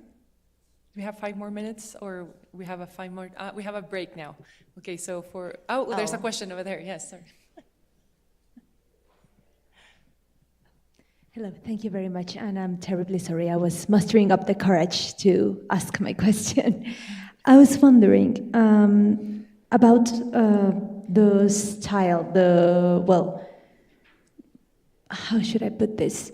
Do you believe that style can be or is in the work of, I'm sorry, I'm going to butcher the name terribly, but Quede and Reina Lasso? I have noticed that the borrowing of the muralistic style or the inspiration in Mexican muralism seems to come together with an ideology, revolutionary ideology, even socialistic. And when Quede moved apart from the style towards social realism, he also was closer to a socialist ideology. So I was wondering, does the style relate directly to the ideology? I am terribly sorry, I probably phrased that question quite symbolically, but I hope I managed to make myself clear. Can you repeat that question to me? I think it's like if the style connects to the ideology, whether that's what I understand in the case of Reina Lasso also. So just to, because it was very close to your, we couldn't hear that much, but just let me see if I understand the question. So your question is like if this style that Quede is using, but also Reina Lasso as well, is related to an ideology, you said? That is like aligned with their support of an ideology specifically? Well, yes, partially. Am I making myself clear right now? Is it better like this? Does it sound any better if I hold the microphone a little bit Yeah, farther? I- Less we can close hear to you your better. mouth, so a Oh, little brilliant. bit further. I'm terribly sorry. I'm a bit nervous. Yes, well, partially. Yes, well, the muralistic style is related to the, well, revolutionary ideology here in Mexico. And so it seems to be with both artists, Quede and Reina Lasso. And I was wondering if you believe that the style, well, can be separated from the ideology, if a style can be borrowed without borrowing an ideology as well, or, well, if one can be inspired by a certain style without also being inspired by this certain ideological construct. I don't know if it will be the right answer or not, but when Quede defected North Korea, he was immediately identified a person who is able to create large-scale painting with the multiple narrative. I mean, people can create it, still life paintings or portrait of it, but he was able to. He was the one with the talent that tells a large-scale story. So before he created this final mural, the works he created is only available through the through the magazine, North Korean magazines, but it all has a grandiose, narrative. His history of the colonialism of Korea, independence movement. So those, artwork in a large scale ended up traveling, China, Moscow, and all the Eastern Bloc of, socialist country to represent the, their, victory and of the imperialism. Yeah. Well, I think it's a very good question, and so very often we ask it, and there's no direct answer, I think, or correct one. But I think within the conversation that we had today, and thinking about what we saw earlier about Kitagawa Tamiji, thinking about how can we connect Mexican muralism with his pedagogy, and understanding that it is what Mexican muralism stands for in this case of this ideology or this style, no? If we're thinking about that specific style. So the idea of like inspiring people for change and inspiring people for action too. I think that's like the essence of, if you have to distill it beyond like action towards what, towards injustice, towards fighting against injustice. So in a very broad sense, I think that was kind of like the essence of this Latin American muralism or Mexican muralism that it was inspiring also for Asian artists that we talked to, and thinking about also how Siqueiros was thought of as this very powerful figure that had like a strong presence, but also I think it's going back to the idea of inspiration towards the public, that it's not necessarily like a private, personal experience. So is that connected to a regime? That's another question, right? How can that be interpreted in different places? What did that mean in a country like Mexico that didn't have a socialist government? But then what did it mean when it traveled to Asia? So I think the idea of inspiration can take artists in many different directions in terms of style too. So there are some similarities that we can see, but I don't think, at least in the cases that we're seeing, there is no like a straightforward style that artists are following, or even a guideline. And going back also to the presentation earlier with Siqueiros talking about Soviet Union artists and how they were actually just following a specific style and guideline and criticizing it, and talking about like Chinese artists to that. So it shows that, this art can take so many different styles as long as it is adapting to the needs of society. Yeah. Thank you, everyone. Thank you. Okay, so we have 5 minutes break, and they'll be back here for our final speaker.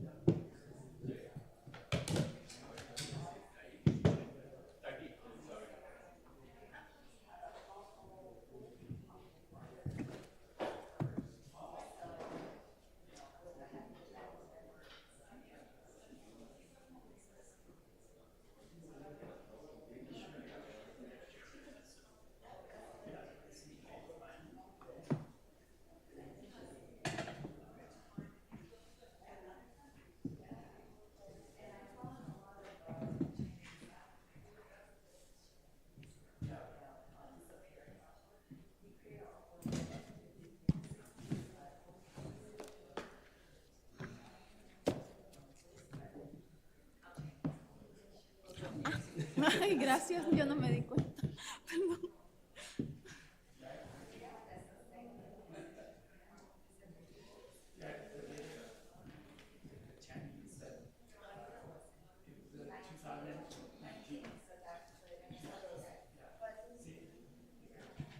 Gracias. ¿Van a presentar? Sí, sí, sí. No, se lo mandé a Mauri, me dijo que estaba en la computadora. Se llama Presentación de Renato González o algo así. No, pensé que si le ponía versión final o coloquio asiático,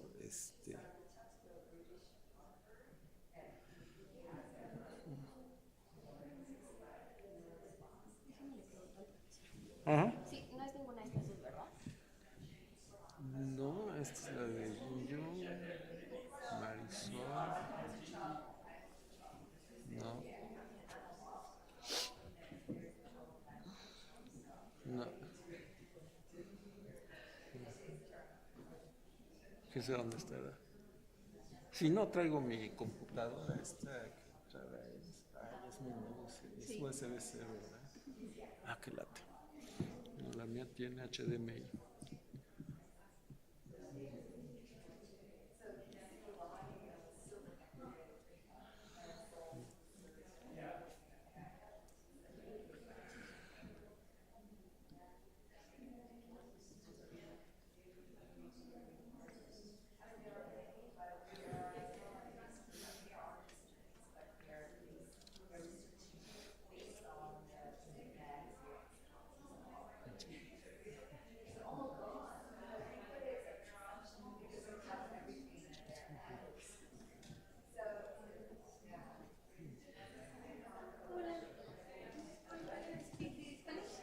Ah, sí, sí, sí. Sí, Los sí, dos. sí. La presentación de profesor. Ah, ya la vi. Ahí está. Gracias. Gracias. Y, ¿cómo se inicia?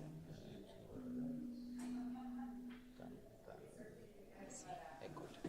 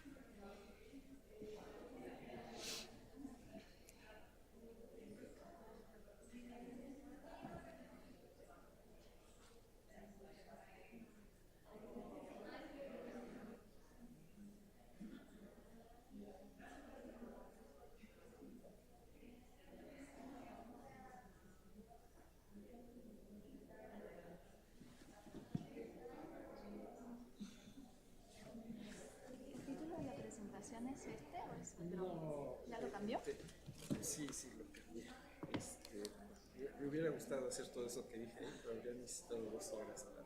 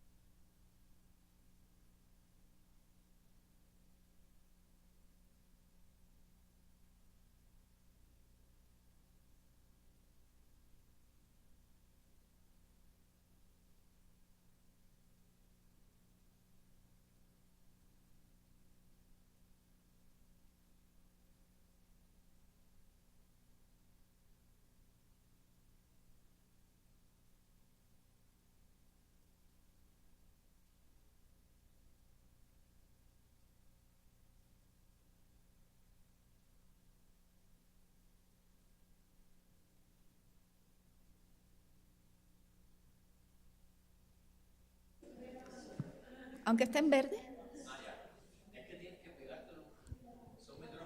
Ah.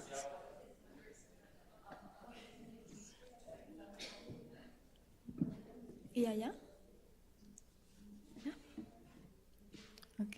Okay. Hello, everyone, and welcome to the last presentation of today's program.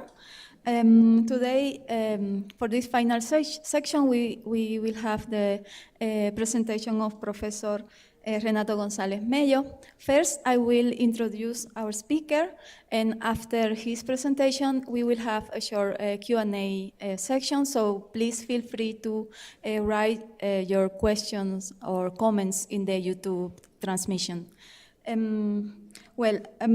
Renato González Mello studied history and obtained a PhD in art history from the School of Philosophy and Letters from the National Autonomous University of Mexico.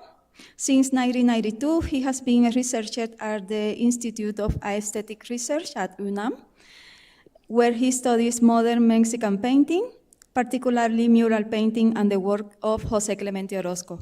He has published several works on political iconography in Mexico in the 20th century, the relationships between architecture and education, and the material analysis of the arts.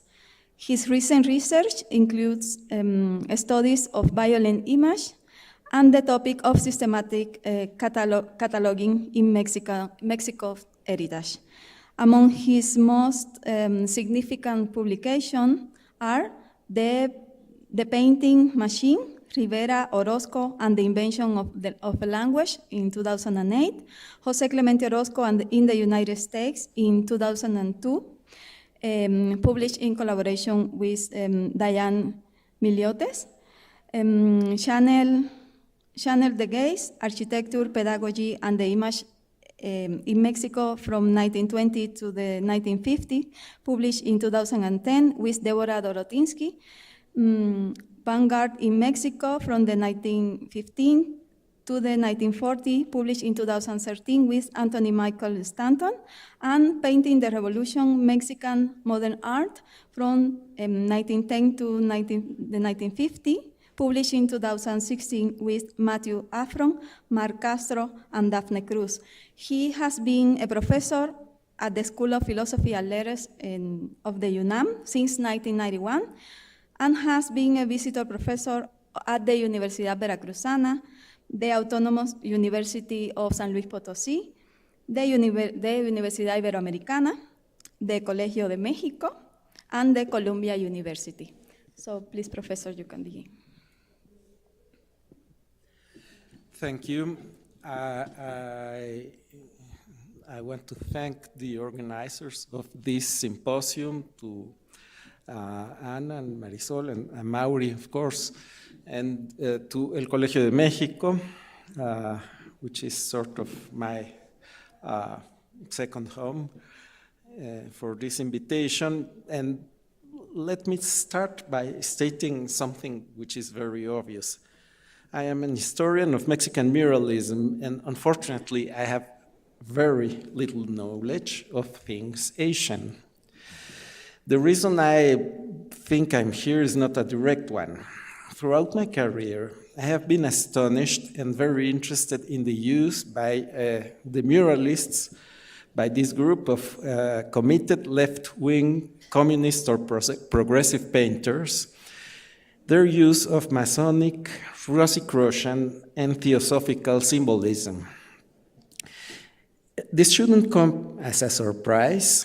We know the importance of symbolic masonry for the bourgeois revolutions in the 18th and 19th centuries, but muralism was a 20th century process.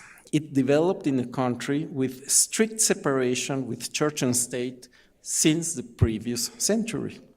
And among intellectuals committed to different brands of materialism, socialism, and liberal meaning secular activity.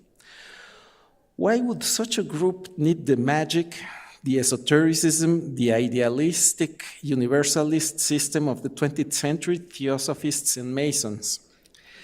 In this brief talk, I will argue that esotericism provided with a way to engage with cultural and political processes that these Mexican intellectuals perceived as alien to their tradition. They sympathized with the liberation movements in Asia, and esotericism provided them with a system to turn their empathy into discourse. It is my claim that José Clemente Orozco understood the shortcomings of such approach, and that made him turn to stereotype as a way to engage in the debate on colonialism.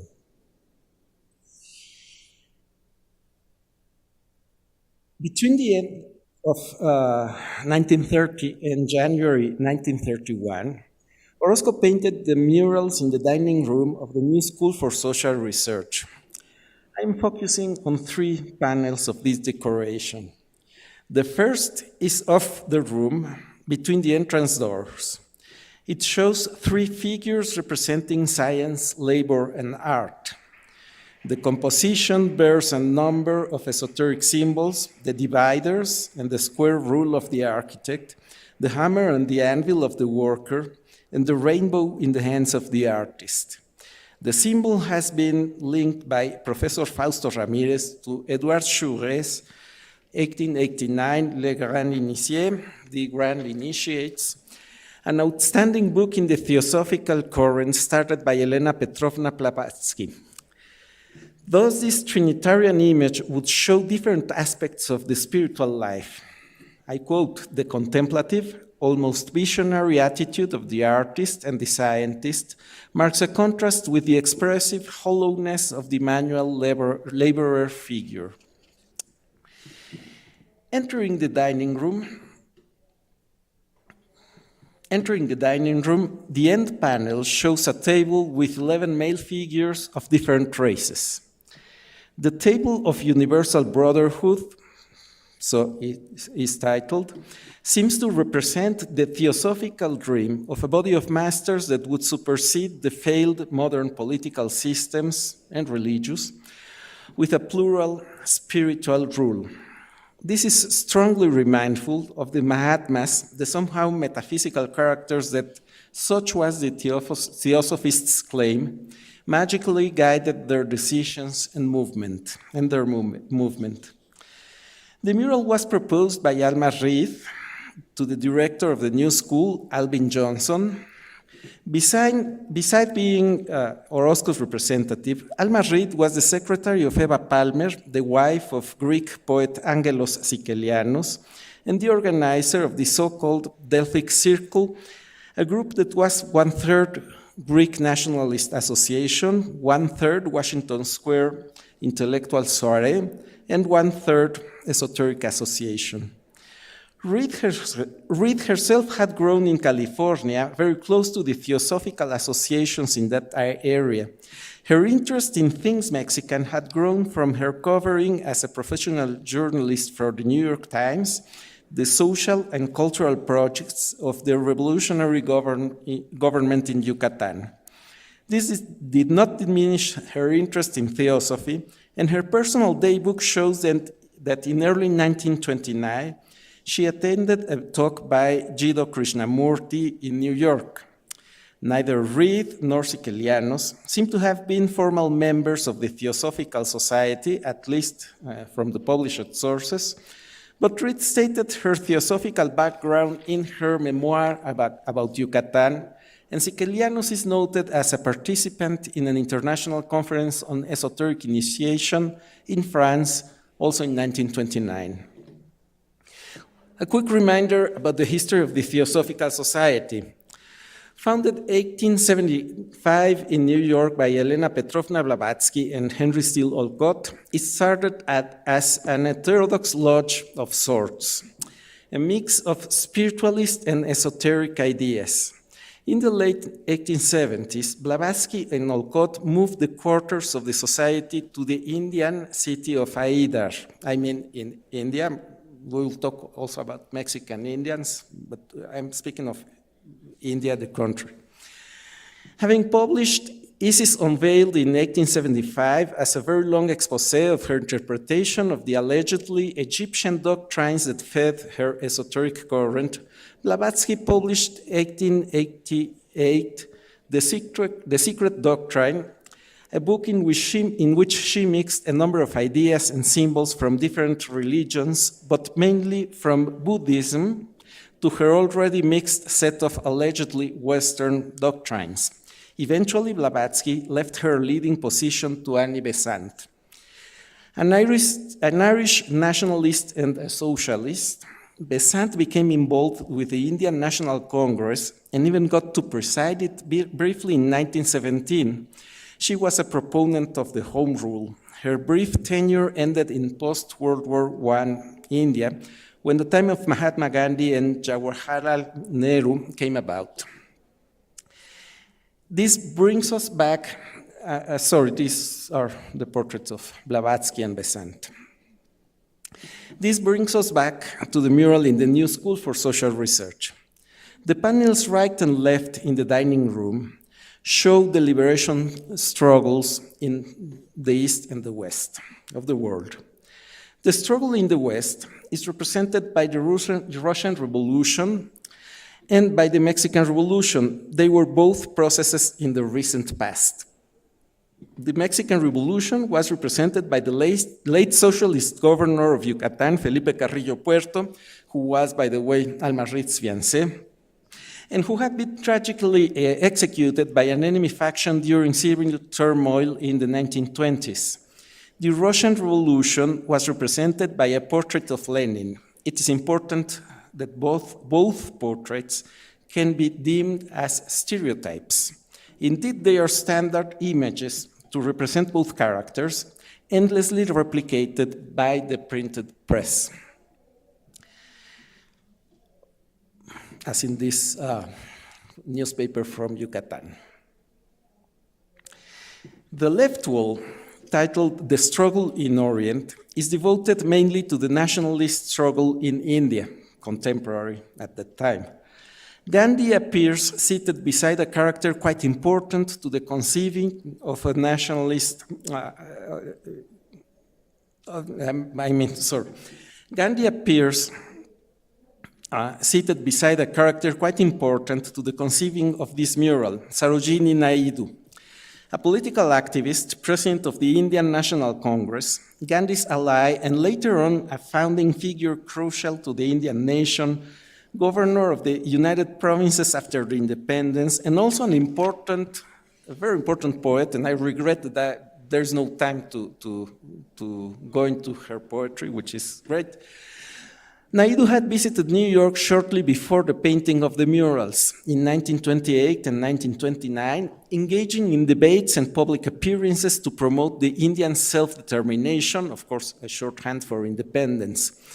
Among such activities, Naidu was an attendant to Eva Siqueiros' Delphic Circle, and Orozco had met her at Mrs. Siqueiros' apartment.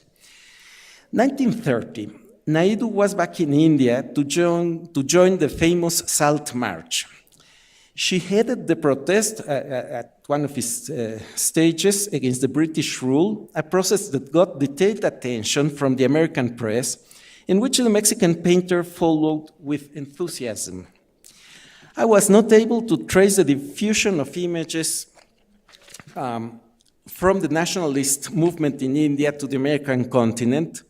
Reed recalls Orozco enthusing about the news brought to him by Naidu's comrades from the Indian press, and it seems likely that he had access to photographic or visual material.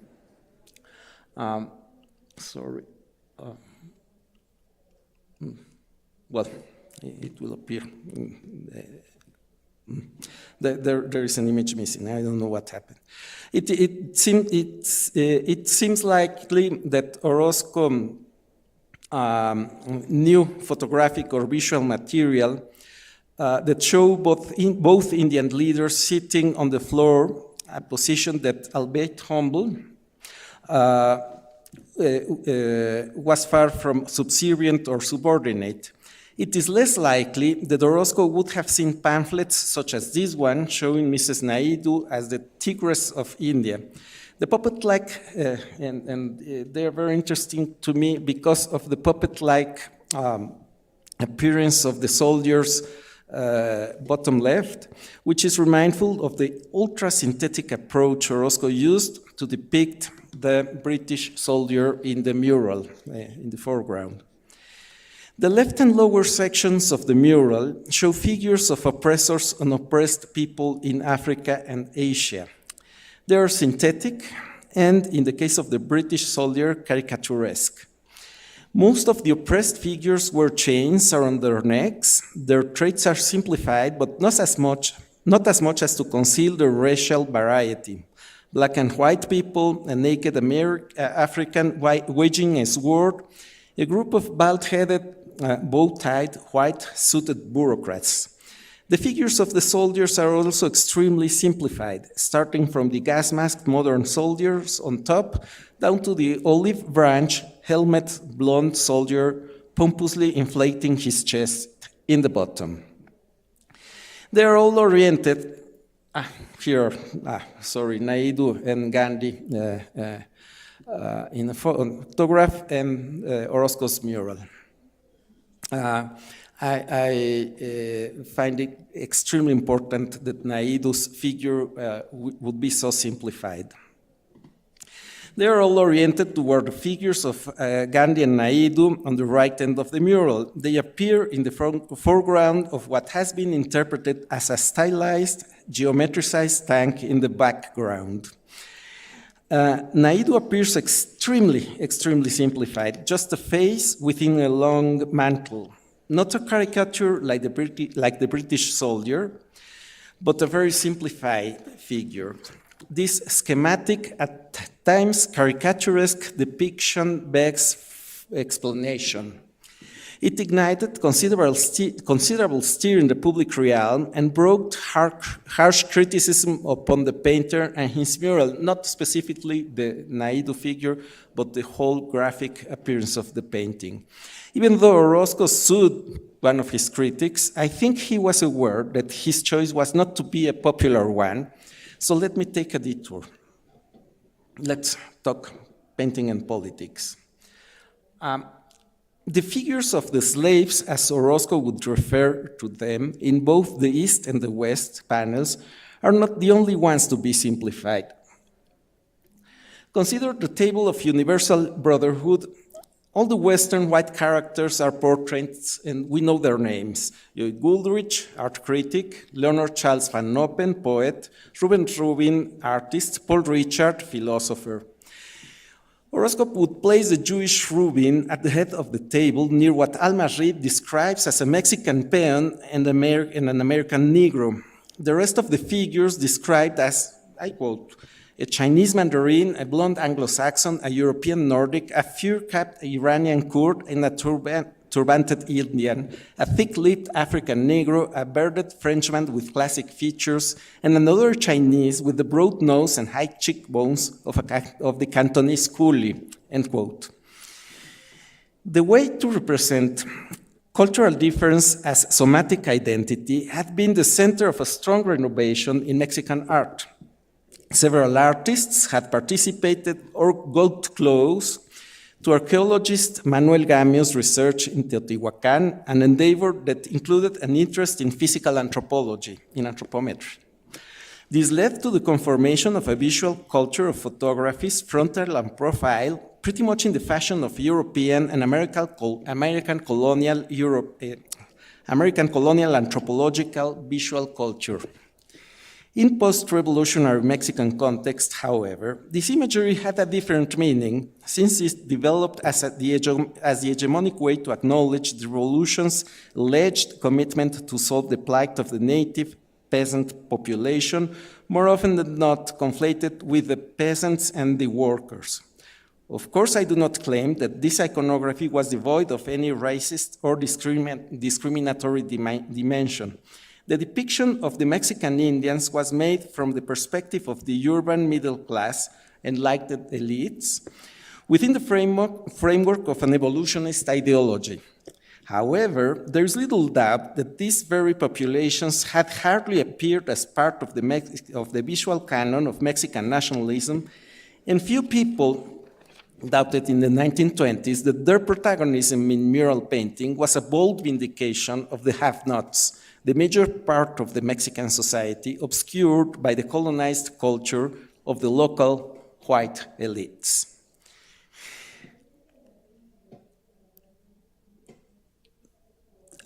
The murals at the new school were probably expected to adhere to such canon, but that's not what happened. The table of universal brotherhood, it represents the formalized founding of a new legitimacy. The table was an iconographical convention. It was an item to signal the establishing of a new pact, as in Diego Rivera's La Asamblea, or in this little known photograph from the files of a disappeared Mexican newspaper. The table was a place to institute a new legitimacy. But when Orozco painted the central panel at the new school, I'm sorry, the character in the center is an Indian agronomic scientist, Pandurang Kankohi, that has received extensive attention lately, that lived in Mexico for 2 or 3 decades, and sorry, there's no time to talk about him. When Orozco painted the central panel at the new school, he used instead a very different language. This is not about anthropometric depiction, nor has it any pretensions for a scientific objectivity. I will use a word that has become a curse in contemporary debates about racism, but a term that was to José Clemente Orozco a technical notion, a tool. I'm not saying that it was innocent, but if I speak of stereotype in what regards to this mural, it is because I want to link it to Orozco's very important work as a political caricaturist, and he, of course, would use a lot of stereotypes. Stereotypes, as we all know, are an artifact for the reproduction of images. The stereotype I'm showing is not from Orozco. I don't know. I haven't found any plate by Orozco of Orozco's drawings. Sorry about that.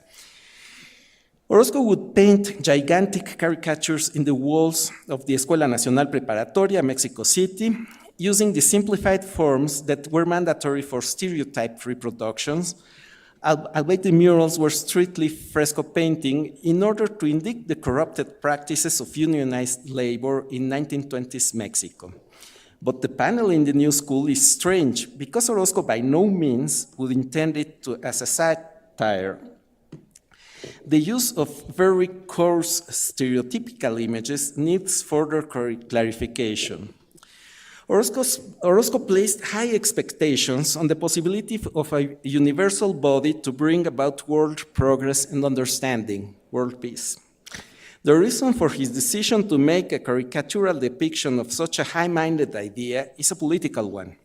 Even though stereotypes are known vehicles to perpetuate discriminatory prejudice, they are also recognizable as public speech and as political images. They call for an interpretation placed in this world and not in the heights of the Himalayas, where the theosophists claimed their Mahatmas or spiritual masters had their permanent residence.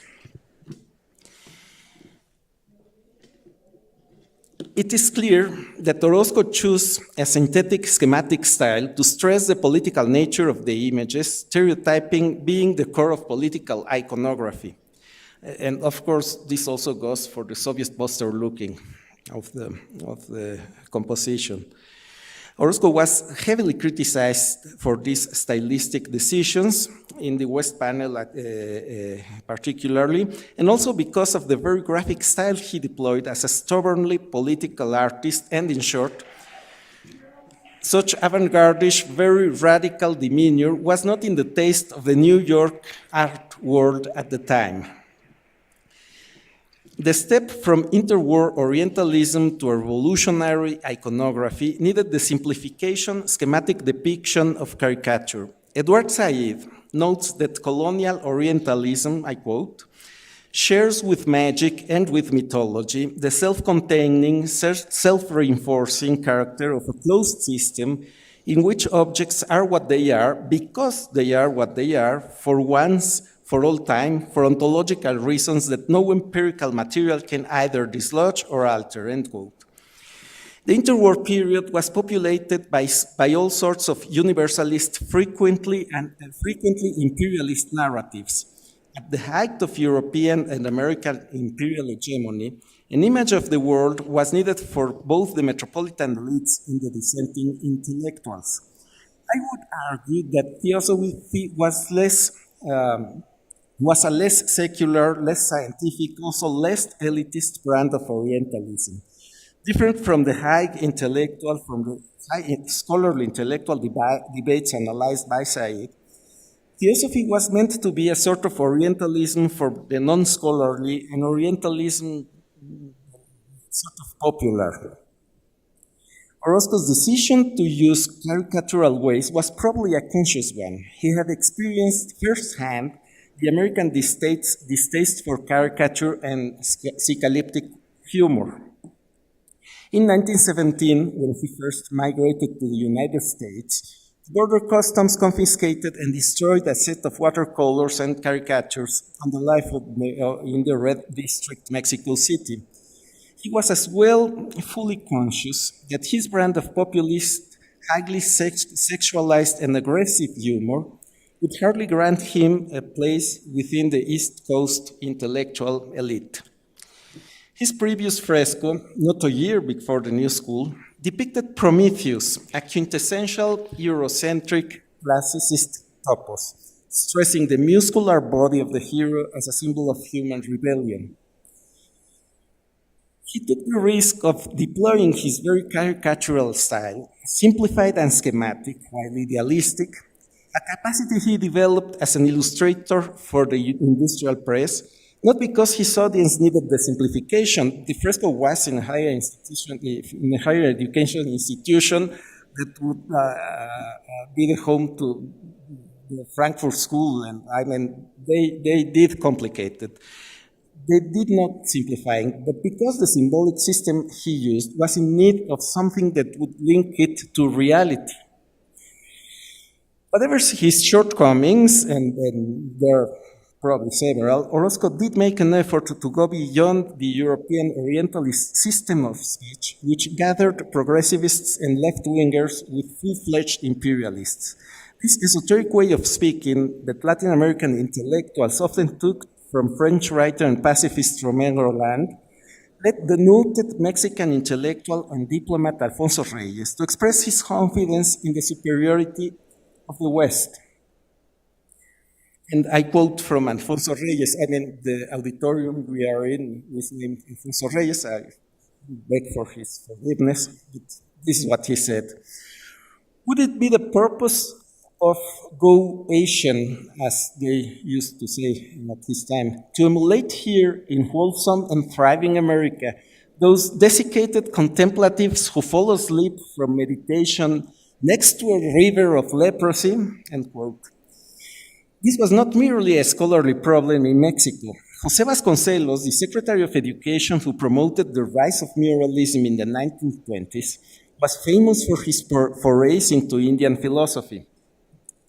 Such interests were considered in the late 1920s idealistic and detached from the Mexican reality, and so Vasconcelos himself was depicted in the murals of Diego Rivera as a fat man sitting on a white elephant.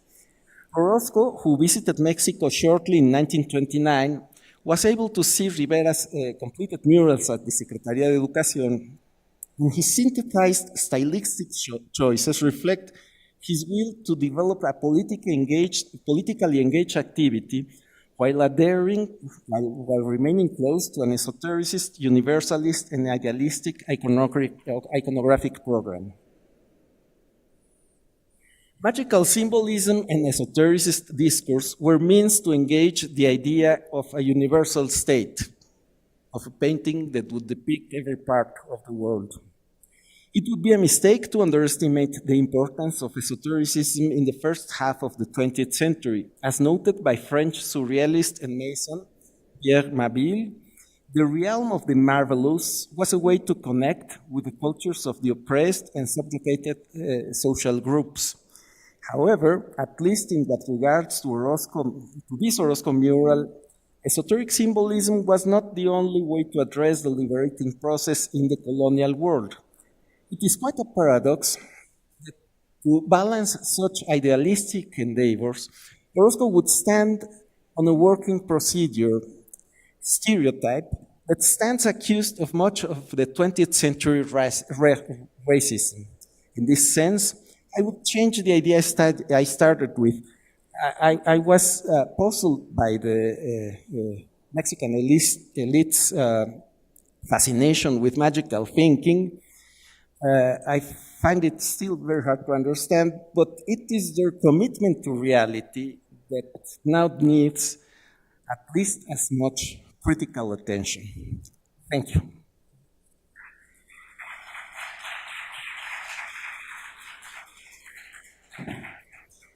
Thank you so much, Professor, for such an insightful reading of this Orozco's mural. So now we will have the Q&A section. Also, if we have any question in the YouTube transmission. Okay. So, Any questions? Thank you. I would like to ask about the construction of the national identity of Mexico through the muralism. Well, that's a very complex process. And the construction of national identity didn't go only through the visual culture of any kind, including the murals. But what I think is that what the muralists were successful at was taking on nationalist topos, nationalist topics, nationalist figures of speech, and also ideological items that were important in 19th century culture at large, and especially in literature. The ways of this reactivation of 19th century culture are very complicated. There is no straight line, but there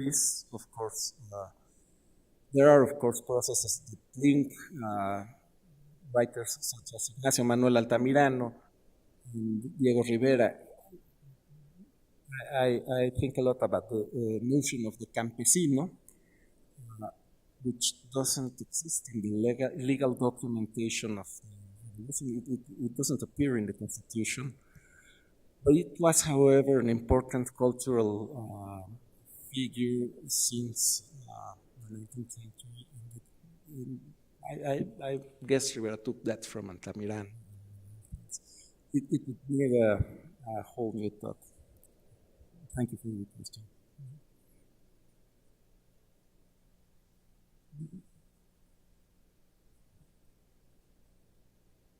Thank you for your presentation.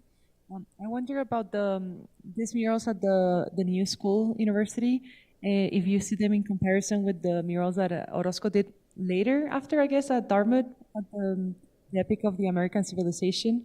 So is it different type of institution? I see like that maybe these are a little bit more uplifting, or like believing that this new school has like a different role compared to another more traditional older school as Dartmouth.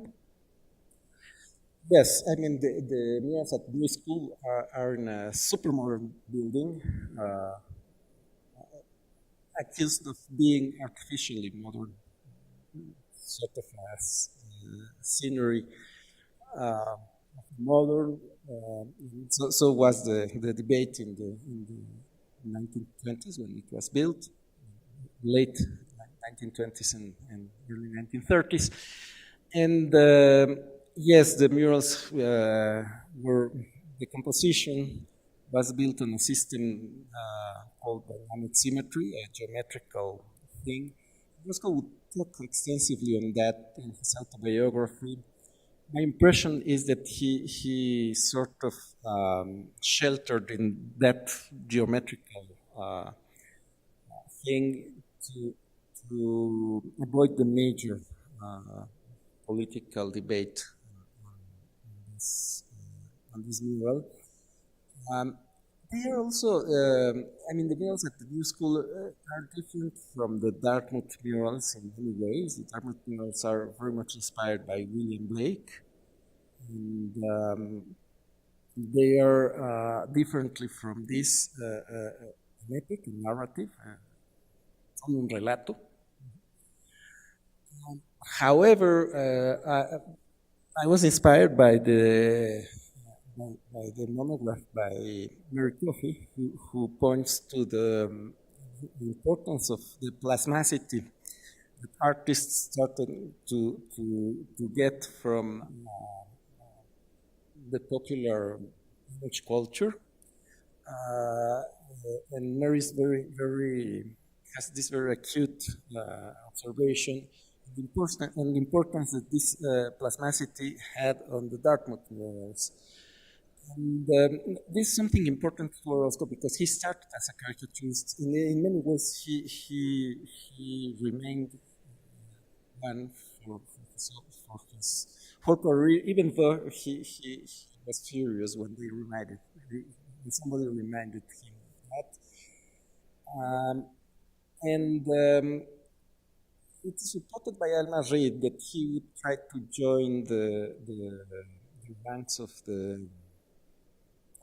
major New York publications, of the press to publish his drawings, and he was rejected because he was considered too harsh. Indeed, he probably was. I mean, his brand of humor that would be like. I mean, I saw a lot of explanations in this in the American press related to the Charlie Hebdo event. What is psychoanalytic humor, which has no place really in the American public space, or not quite the same place. And especially not the same political orientation as in Mexico. So this is a very experiment, but I would say that also in there are very strong themes that have a dialogue with the printed visual culture, particularly with this. That appears like a ghost, whom Roscoe sort of debates, and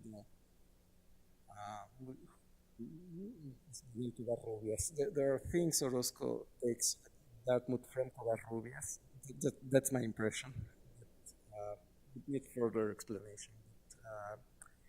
And yes, Dartmouth is very different because institutions are very different. I mean, the new school is a super liberal university at the 1930s, and yes, Dartmouth as well, but it is also the university with federalism.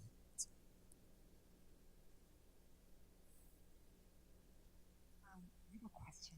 Going back to the first question she asked, I want to know, in Korea, the national art nationalism had a double-sided sword.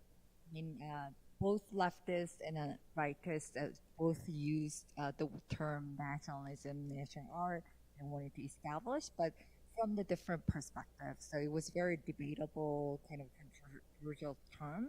I mean, the leftists wanted to create a national art by, tracing the history and going back to the great history of Korea, all the tradition. They wanted to revive the, legacy of the Korean history. But in the contrary, the rightists wanted to establish the national art, but through the modernism, they wanted to abandon the ugly history. So I was wondering, national art nationalism was, created through the muralism. Was there writings and voices. I mean, they're using the same term, but I'm wondering if they are coming from different perspectives or origin in Mexico as well, or leftist voices were predominant throughout the whole society. Yes, thank you for your question. I think it is very important because we mostly know the history of the muralists. Were there right-wing nationalist artists in the first half of 20th century Mexico? Of course there were. Some of them, like Servicios, were the Siqueiros and mentors. However, what the right-wing trends, political right-wing trends in Mexico didn't succeed at organizing were mainstream major artistic trends. And I mean, the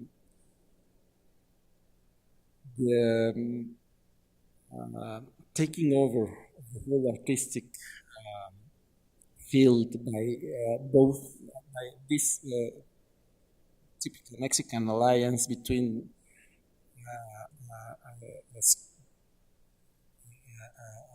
a variety of trends that goes from constitutional liberal to radically communist. This left-wing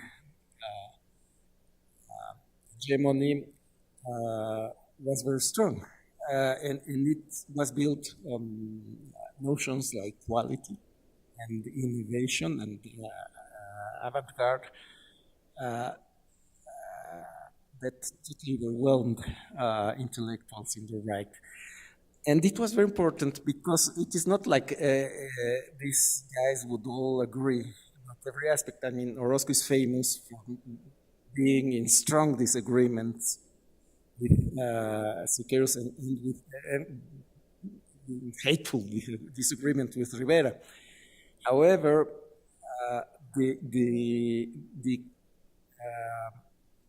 fight for the artistic space, they would occupy it completely, and this was a very strong political thing because we needed to discuss a strange alliance. I mean, an alliance too wide and too contradictory to work on just legal and political basis.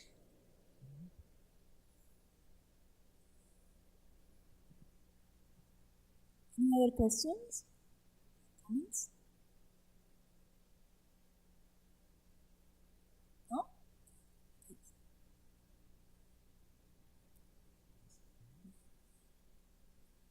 Okay, well, thank you everyone for staying with us until this time.